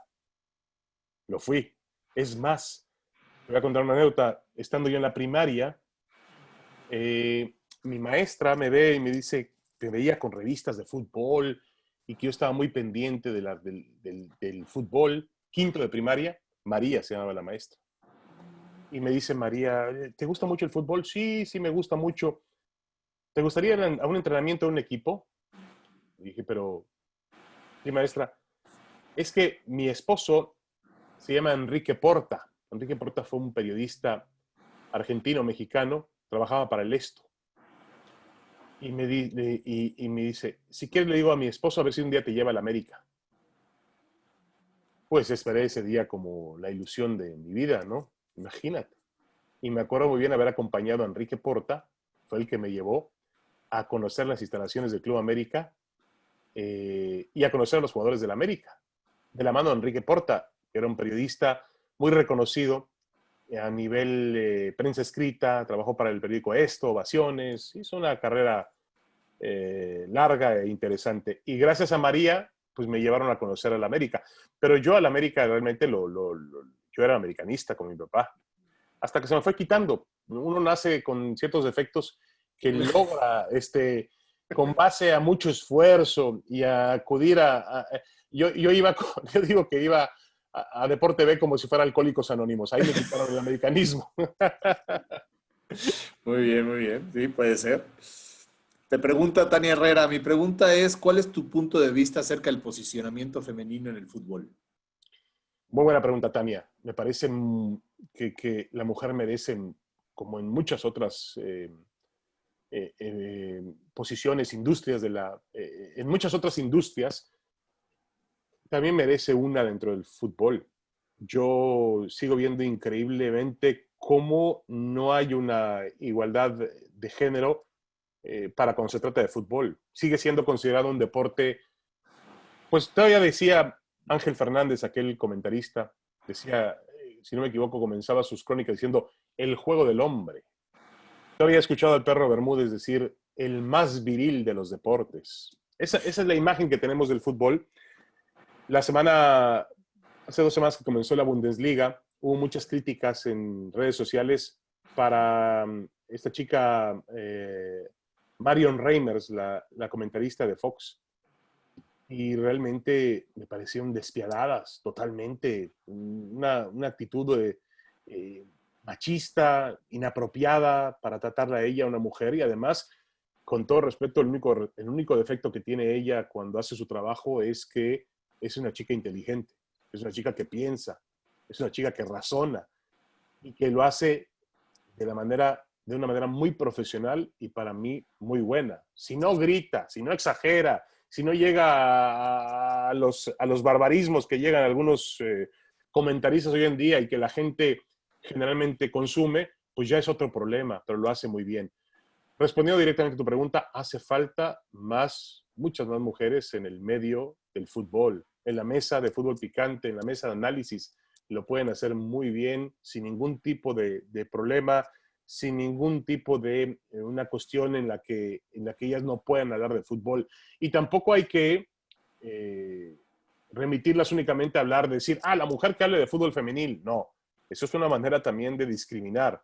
No, la mujer puede hablar de lo que ella quiera. La mujer es capaz también de hablar de fútbol. Yo, si fuera presidente de Fox, que no lo soy, o ejecutivo de Fox, que no lo soy, lo primero que hacía es poner a esa chica Marion, la ponía en la mesa de la última palabra para que dialogara con los demás, que lo puede hacer perfectamente bien. Y obviamente en ESPN, que tampoco soy el director de ESPN ni quien decide, hay algunas compañeras que lo podrían hacer perfectamente bien en la mesa de fútbol picante. Falta el atrevimiento de hacerlo, pero vivimos en una sociedad donde lamentablemente se marcan situaciones y se enmarcan las cosas de tal forma que no se permite dar ese paso. Pero sí necesitamos más mujeres en las mesas de debate de los programas de fútbol. Creo que tienes toda la razón. Y no nada más en el fútbol, en todos los campos. En todos los campos, de acuerdo, Sergio. Así es.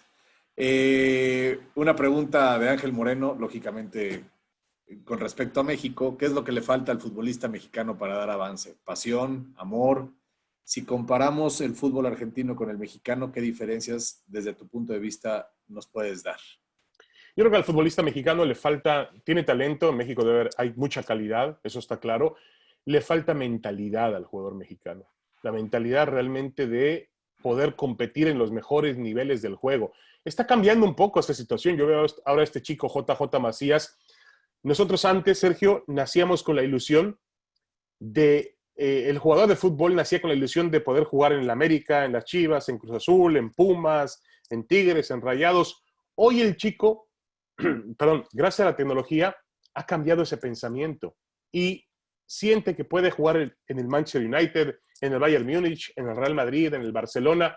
Hay una visión más abierta del mundo en ese sentido y hay un entendimiento de que el fútbol que se juega en Europa tiene otro nivel competitivo, tiene otro nivel de calidad física, de calidad mental. El jugador mexicano necesita mejorar mucho en lo mental, creerse realmente lo que es, ir a arriesgar, tomar riesgos, pasar hambre, pasar frío, cosa que hace el futbolista argentino, cosa que hace el jugador sudamericano y que no hace tanto el futbolista mexicano, que se siente muy cómodo en esta zona, su zona de confort. Aquí está cómodo, está en su país, está en su idioma, en su comida, en sus costumbres, está bien pagado, que ya no lo va a estar tanto ahora después de esta crisis, pero siguen siendo privilegiados por lo que le pagan. El futbolista tiene que arriesgar, tiene que salir de la zona de confort, tiene que ir a un país donde no hablan su mismo idioma, quedarse en un departamentito, leer libros, tratar de realmente llevar su talento al siguiente nivel del juego. Porque si se queda en el ambiente doméstico, pues va a tener el mismo nivel de siempre. Eso está claro. Oye, una pregunta aquí de Mauro Listorti, que es argentino. ¿Qué periodista deportivo argentino tuviste chance de compartir eventos y quién de ellos te ha sorprendido o encantado por sus conocimientos y excelencia en el trabajo? Bueno, algunos periodistas argentinos realmente muy buenos que he tenido oportunidad de compartir y también algunos compañeros argentinos, porque ESPN es una empresa internacional en ese sentido. Tenemos oficinas en Argentina, yo mismo he estado en Argentina trabajando en nuestros estudios por allá. Mira, tuve la oportunidad, la maravillosa oportunidad de ser amigo, sí, amigo, compañero de viaje, de noches, con dos argentinos maravillosos. Uno, César Luis Menotti. El otro, Jorge Valdano, al que también le hemos aprendido muchísimo. Trabajaron con nosotros en el Mundial del 98. Luego Valdano trabajó en otros eventos también y sigue trabajando con TV Azteca. Y realmente son dos personajes de los cuales uno aprende mucho. Con Menotti fue una experiencia maravillosa, sobre todo en 1994, en el Mundial de Estados Unidos. Me acuerdo muy bien que estaba conmigo en Nueva York, siguiendo la selección mexicana, que jugó ahí contra Bulgaria en aquel famoso partido donde México pierde, la selección de Mejía Barón queda eliminada. Y con Menotti se le aprende muchísimo. Su manera de ver, de sentir, la cultura que tiene, además del juego, es un tipo muy culto, muy preparado, con mucho mundo. Realmente fueron experiencias maravillosas con Menotti, le aprendimos muchísimo. Estuvo a punto ahora de trabajar con nosotros también en ESPN en el para el Mundial de Rusia. Lamentablemente no se pudo cristalizar, pero es un hombre del cual, sin duda, para mí el argentino del que más he podido aprender es César Luis Menotti, por la experiencia que tuve, el intercambio que tuve con él en los campeonatos mundiales de fútbol. Sharif Martínez te hace una pregunta un poco más fuera del ámbito deportivo, pero más personal. Sí. ¿Por qué tomaste o qué te llevó a la decisión de empezar con todo el proceso de bajar de peso y qué tan duros fueron los cambios de hábitos para lograrlo? Bueno, muy duros, Sharif. Realmente yo era un tipo muy desordenado en la forma de comer, en los horarios. Y hace algunos años decidí cambiar mi vida por una cuestión de salud más que de estética. Y empecé a convertirme en un asiduo corredor. Me empezó a entrar, yo no sé si nos ocurre a todas las personas, pero... a mí no. A ti no te ha ocurrido, bueno, pero he visto no. mucha gente que corre y empecé a encontrar en la carrera una forma para mí de sacar toda la presión, la ansiedad que tenemos cualquier persona y dije yo, esto es lo mío, fabuloso. Llegué a exagerar mucho y llegué a correr hasta 7 kilómetros, corría yo 7 kilómetros diarios, 7 kilómetros diarios, iba llevando, llegué a bajar mucho de peso, mucha gente me decía, oiga, y la operación que le hicieron, digo, mira, a mí, gracias a Dios, nunca en mi vida me han operado y el día que me operen, pues pase por algo realmente que sea necesario, urgente, no para bajar de peso, no, de ninguna manera. Lo fui haciendo así, con mucho ejercicio y obviamente también regulando lo que comía. Llegué a bajar demasiado de peso, entonces era clásico que ocurría, oiga, te ves muy bien, ¿eh? Bajaste de peso. Y ya que me iba yo, decían, ¿qué le está pasando a ese hombre? Se está muriendo, ¿verdad? Está enfermo. Pero bueno, era mi obsesión por correr. Últimamente, Sharif, obviamente con el peso que tengo yo, porque es un tipo, como dice Julio César Chávez cada vez que me ve, está grande el animal, ¿sí? Soy un tipo grande, entonces me iba yo lastimando las rodillas. Pues obviamente una rodilla dijo, hasta aquí llegué. Entonces ahora, después de tantos años de correr, incluso me apuntaba no medio maratón, no, me apuntaba en 5 kilómetros y hacía un poco más, 7, 8, llegué a ser 10 kilómetros. Al momento que se acabó una rodilla, pues tuve que buscar otro ejercicio. Entonces ahora hago mucha bicicleta estática y también bicicleta normal de calle. Hago mucho también remo, me gusta mucho la remadora, la máquina de remo y también el remo en lago lo hago también. Y trato de mantenerme un poco activo y a veces trato de controlar. Y tengo un problema, me gusta mucho comer, obviamente, y trato de comer lo más sano que puedo y trato también de mantener también las medidas. Requiere mucha fuerza de voluntad, pero yo creo que la máxima fuerza de voluntad para mí fue que lamentablemente yo perdí a mi padre cuando tenía 52 años de edad, mi papá. Y obviamente a través de problemas de cardiovasculares, problemas de presión alta, de diabetes no tenía mi padre, pero tenía presión alta, tuvo varios derrames cerebrales, tuvo un ataque al corazón. Entonces eso obviamente me dijo, bueno, tengo que cambiar la manera en la cual mis hábitos para poder realmente durar un poquito más de tiempo y poder ver a mis hijas salir adelante. Dejé el cigarro, Sepúlveda me conoce, fumaba yo muchísimo, ahora le tengo asco al cigarro, yo fumaba en la redacción en TV Azteca, Sepúlveda me conocía bien, con un cigarro que terminaba prendía el otro. Entonces para mí era y como escribía ya era una necesidad, ya ligaba yo el cigarro con escribir.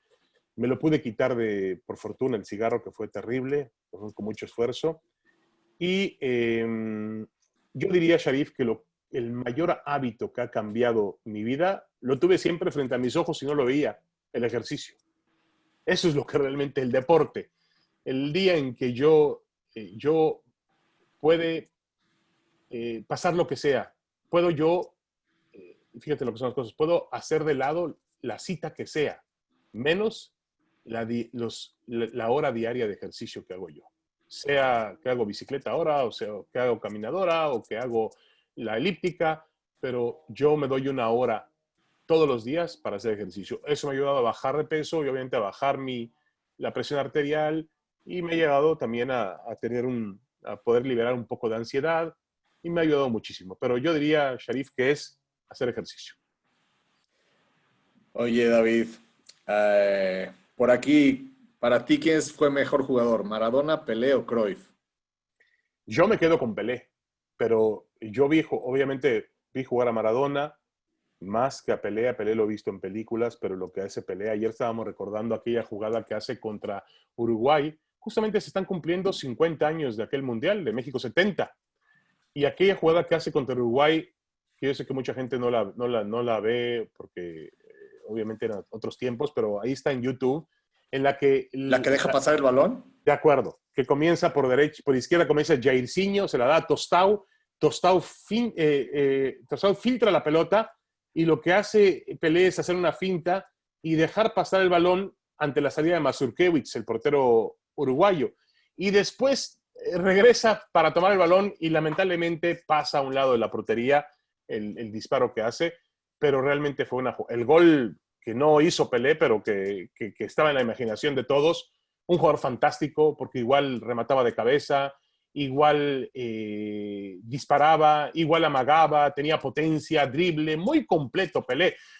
Mira, hoy en día realmente Messi es un jugador muy completo, Cristiano también es un gran futbolista, pero yo con todo respeto creo que como Pelé no hay otro.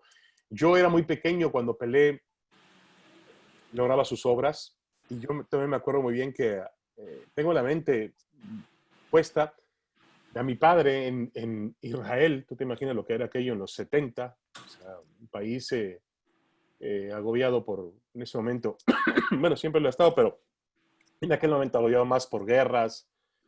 Era un país en desarrollo apenas, y yo me acuerdo que para la fiesta de disfraces que hacíamos, yo había decidido ser Pelé. Y me acuerdo que mi padre por todo el país buscando una camiseta de la selección brasileña. Oye, vivimos en un mundo fantástico. Ponemos Amazon y nos ponemos qué producto queremos y nos llega el día siguiente. O vamos al centro comercial y conseguimos la camiseta. En aquel entonces no era así. Mi padre fue por todo el país buscando la camiseta de Pelé hasta que encontró una camiseta de la selección brasileña con el número 10. Y me acuerdo muy bien colocarme betún, grasa de zapato. De zapato en toda la cara para hacer Pelé, porque yo quería ser Pelé. Imagínate, no teníamos la televisión, nos llegaba en blanco y negro y nos llegaban unos resúmenes por ahí, no mucho, no había internet, había periódicos, pero imagínate qué tan fuerte era lo que había logrado Pelé, que en cualquier parte del mundo, sea en un pueblo remoto, en el desierto del Negev, nos llegaba la obra del gran Edson Arantes de Nacimiento Pelé. Luego tuve una anécdota con él maravillosa. En Chicago, en 94, me llama José Ramón y me dice, yo estaba ahí para la inauguración del Mundial, iba a jugar Alemania-Bolivia, primer partido del Mundial en el Soldier Field, y me mandaron ahí 2 semanas antes para hacer previos, y ahí es donde se inauguraba la Copa del Mundo en 94. Y me llama José Ramón un día y me dice, Faitelson, ve al aeropuerto, tienes que recoger a Pelé. Y dije yo, ¿quién, perdón, José Ramón? A Pelé. Bueno, esa tarde todavía agarré el camarógrafo, fuimos a lavar el coche, limpiamos todo maravillosamente bien, y ya me fui yo por Pelé al aeropuerto. Cuando llego le digo, lo identifico, le digo, señor Pelé, soy de Televisión Azteca, usted viene con nosotros, va a venir a trabajar con nosotros. Sí, me dice, gracias, muy serio. Ya me subo, le abro la puerta del coche para que se siente junto a mí. Adelante. Se pone en la de atrás.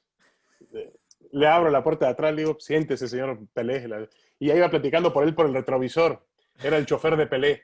Pero fue el viaje más maravilloso que me ha tocado hacer desde el aeropuerto de Chicago O'Hare hasta el hotel donde dejé a Pelé, y después pasé por él para el partido. Pero por unos cuantos minutos en el tráfico de Chicago, puedo presumir que fui el chofer de Pelé. Mira. El mismo hombre con el que yo 30 años antes me había disfrazado para tratar de ser él, ¿no? Imagínate qué sensación para mí esa. Me sentía como niño. Y qué chofer. Y qué chofer. Oye, ya para cerrar, David, porque sé que todos ya vamos a llegar casi a las 2 horas de estar aquí platicando, te voy a, para que nos contestes 2 preguntas rápidas y una que yo tengo por ahí guardada especial. ¿Cuál ha sido la mejor selección de CONCACAF que has visto en los mundiales? Costa Rica. Costa Rica en 2014 hizo un trabajo excepcional, maravilloso. Le ganó a potencias mundiales, el equipo de Jorge Luis Pinto. Para mí es la selección que más ha llegado lejos en CONCACAF, porque si tomamos en cuenta que México ha hecho 2 mundiales en casa y no ha podido realmente trascender, lo que hizo la selección de Costa Rica dejó realmente una huella impactante, y para mí lo del 2014 es fuera de serie y fuera de discusión. Costa Rica ha hecho el mejor trabajo en mundiales. Quitando a José Ramón, ¿cuál de tus compañeros, Sergio Di, Pietrasanta, Gómez Junco, Dionisio, etcétera, admiras más o has aprendido más de él? Bueno, yo aprendo de todos puedo aprender. Sergio es un muchacho con una gran condición hacia el futuro. He hablado con él, me he sentado a platicar con él, a tomar un café, y le he dado algunos consejos, que no defienda tanto al Chicharito sobre todo, pero bueno, es su debilidad. Pietrasanta es un excelente comentarista, gran compañero, un excelente narrador. Roberto Gómez Junco es el mejor analista que hay en la televisión en México, un hombre que además combina una gran cultura con un conocimiento futbolístico, porque fue un jugador de fútbol también, Roberto, y es un tipo muy derecho, muy honesto, muy decente en todo lo que hace, y me identifico mucho con su manera de ser. Muy seco, muy parco en ocasiones cuando está en la televisión. Cuando está fuera de la televisión, estás comiendo con él, con su mujer Maru. Es un hombre maravilloso, fantástico. Dionisio, por supuesto, que es una gran persona, que he tenido oportunidad de conocerlo después de que trabajó muchos años para Jorge Ramos y su banda, y es un chico muy entusiasta, con un gran futuro en este trabajo. Si me preguntas a quién admiro más, quitando a José Ramón, pues tendría que ser Gómez Junco, Roberto Gómez Junco. Ok. Yo te tengo una pregunta. De toda la gente que seguramente has entrevistado, con las que has estado, has compartido, ¿quién te falta conocer? ¿Quién es esa persona que dices todavía, híjole, eso, me falta ese deportista, esa celebridad, como le quieras llamar? Me faltan muchísimos, pero me falta, bueno, con Messi tuve oportunidad alguna vez de hacer una entrevista. Me falta Cristiano Ronaldo, por todo lo que significa Cristiano Ronaldo, porque más allá de un futbolista, que te puede gustar o no como futbolista, o puede ser un goleador, es un hombre que entendió y comunicó perfectamente bien en estos tiempos. La cantidad de seguidores que tiene en redes sociales, la manera en la cual él vende su imagen, la forma en la cual, a pesar de toda esa fama, esa popularidad, Cristiano sigue siendo un hombre de casa, porque uno ve las redes sociales de él y lo que manda son fotografías con sus hijos, con su esposa. No lo veo muy cercano a escándalos. Mucha gente lo critica quizá porque es un hombre que piensa demasiado en él, hay demasiado narcisismo en la cuestión de decir yo soy el más guapo, yo soy el mejor jugador, yo soy el más importante del Madrid. Bueno, todavía hablaba, en plena coronación del Madrid, hablaba de que ya se quería ir porque no se sentía a gusto. A veces tiene esa faceta de egoísta, pero es una mentalidad férrea que lo ha llevado a un sitio importantísimo en la historia del fútbol. Lo que son las cosas, sin estar al nivel de Messi. Para mí, Messi se compara con Maradona, con Pelé, con Di Stéfano. Y para mí, Cristiano se compara con Messi. Es decir, la comparación de Cristiano no llega a esos grandes futbolistas. Pero a pesar de todo eso, ha podido estar en el nivel de los mejores y ha sembrado la duda sobre si es mejor que Lionel Messi, cuando en realidad para mí no es mejor que Messi. Me gustaría algún día poder tener la oportunidad de entrevistarlo, de charlar con él, de conocer realmente qué se esconde detrás de esa mentalidad que en el campo de juego lo ha convertido en un baluarte importantísimo del fútbol y fuera del campo le ha dado una imagen hasta cierto punto antipática, pero es parte de lo que es finalmente Cristiano Ronaldo. Y que lo ha sabido manejar de una manera maravillosa. Excelente. Bueno, David, híjole, no me queda más que realmente agradecerte estas 2 horas de plática, convivencia, experiencias. Creo que se quedan varias cosas en el tintero, como por ahí una anécdota que me comentó el Cepu de que te esposaron a un teléfono público. Pero de verdad que te agradezco el tiempo y todo lo que has compartido con nosotros el día de hoy. Creo que nos llevamos unas buenas vivencias y un buen saber de una persona, de una figura como tú, saber varias cosas, como es aceptar los errores, como es hablar abiertamente, como es ser correcto cuando debe de ser. Y de verdad que muchas gracias por eso. No, al contrario, Sergio, un placer, un honor estar aquí con todos ustedes. Muchas gracias por recibirme. Espero que haya dejado algo productivo para todos ustedes en un momento realmente complicado para todos, pero que yo, insisto, tengo la confianza en que pronto saldremos, veremos la luz, tendremos un horizonte diferente y no queda más que seguir luchando, ¿no? No hay nada más preciado que la vida, eso está claro. Además va y viene, el dinero, el trabajo, las oportunidades llegan y se van, no hay ningún problema con eso. La vida es lo más importante para nosotros y tenemos que cuidarla mucho en esta época tan difícil y tan complicada. Un abrazo para todos, muchísimas gracias. Estoy a las órdenes, gracias Paola y gracias Sepúlveda, mi entrañable amigo, compañero de muchos años.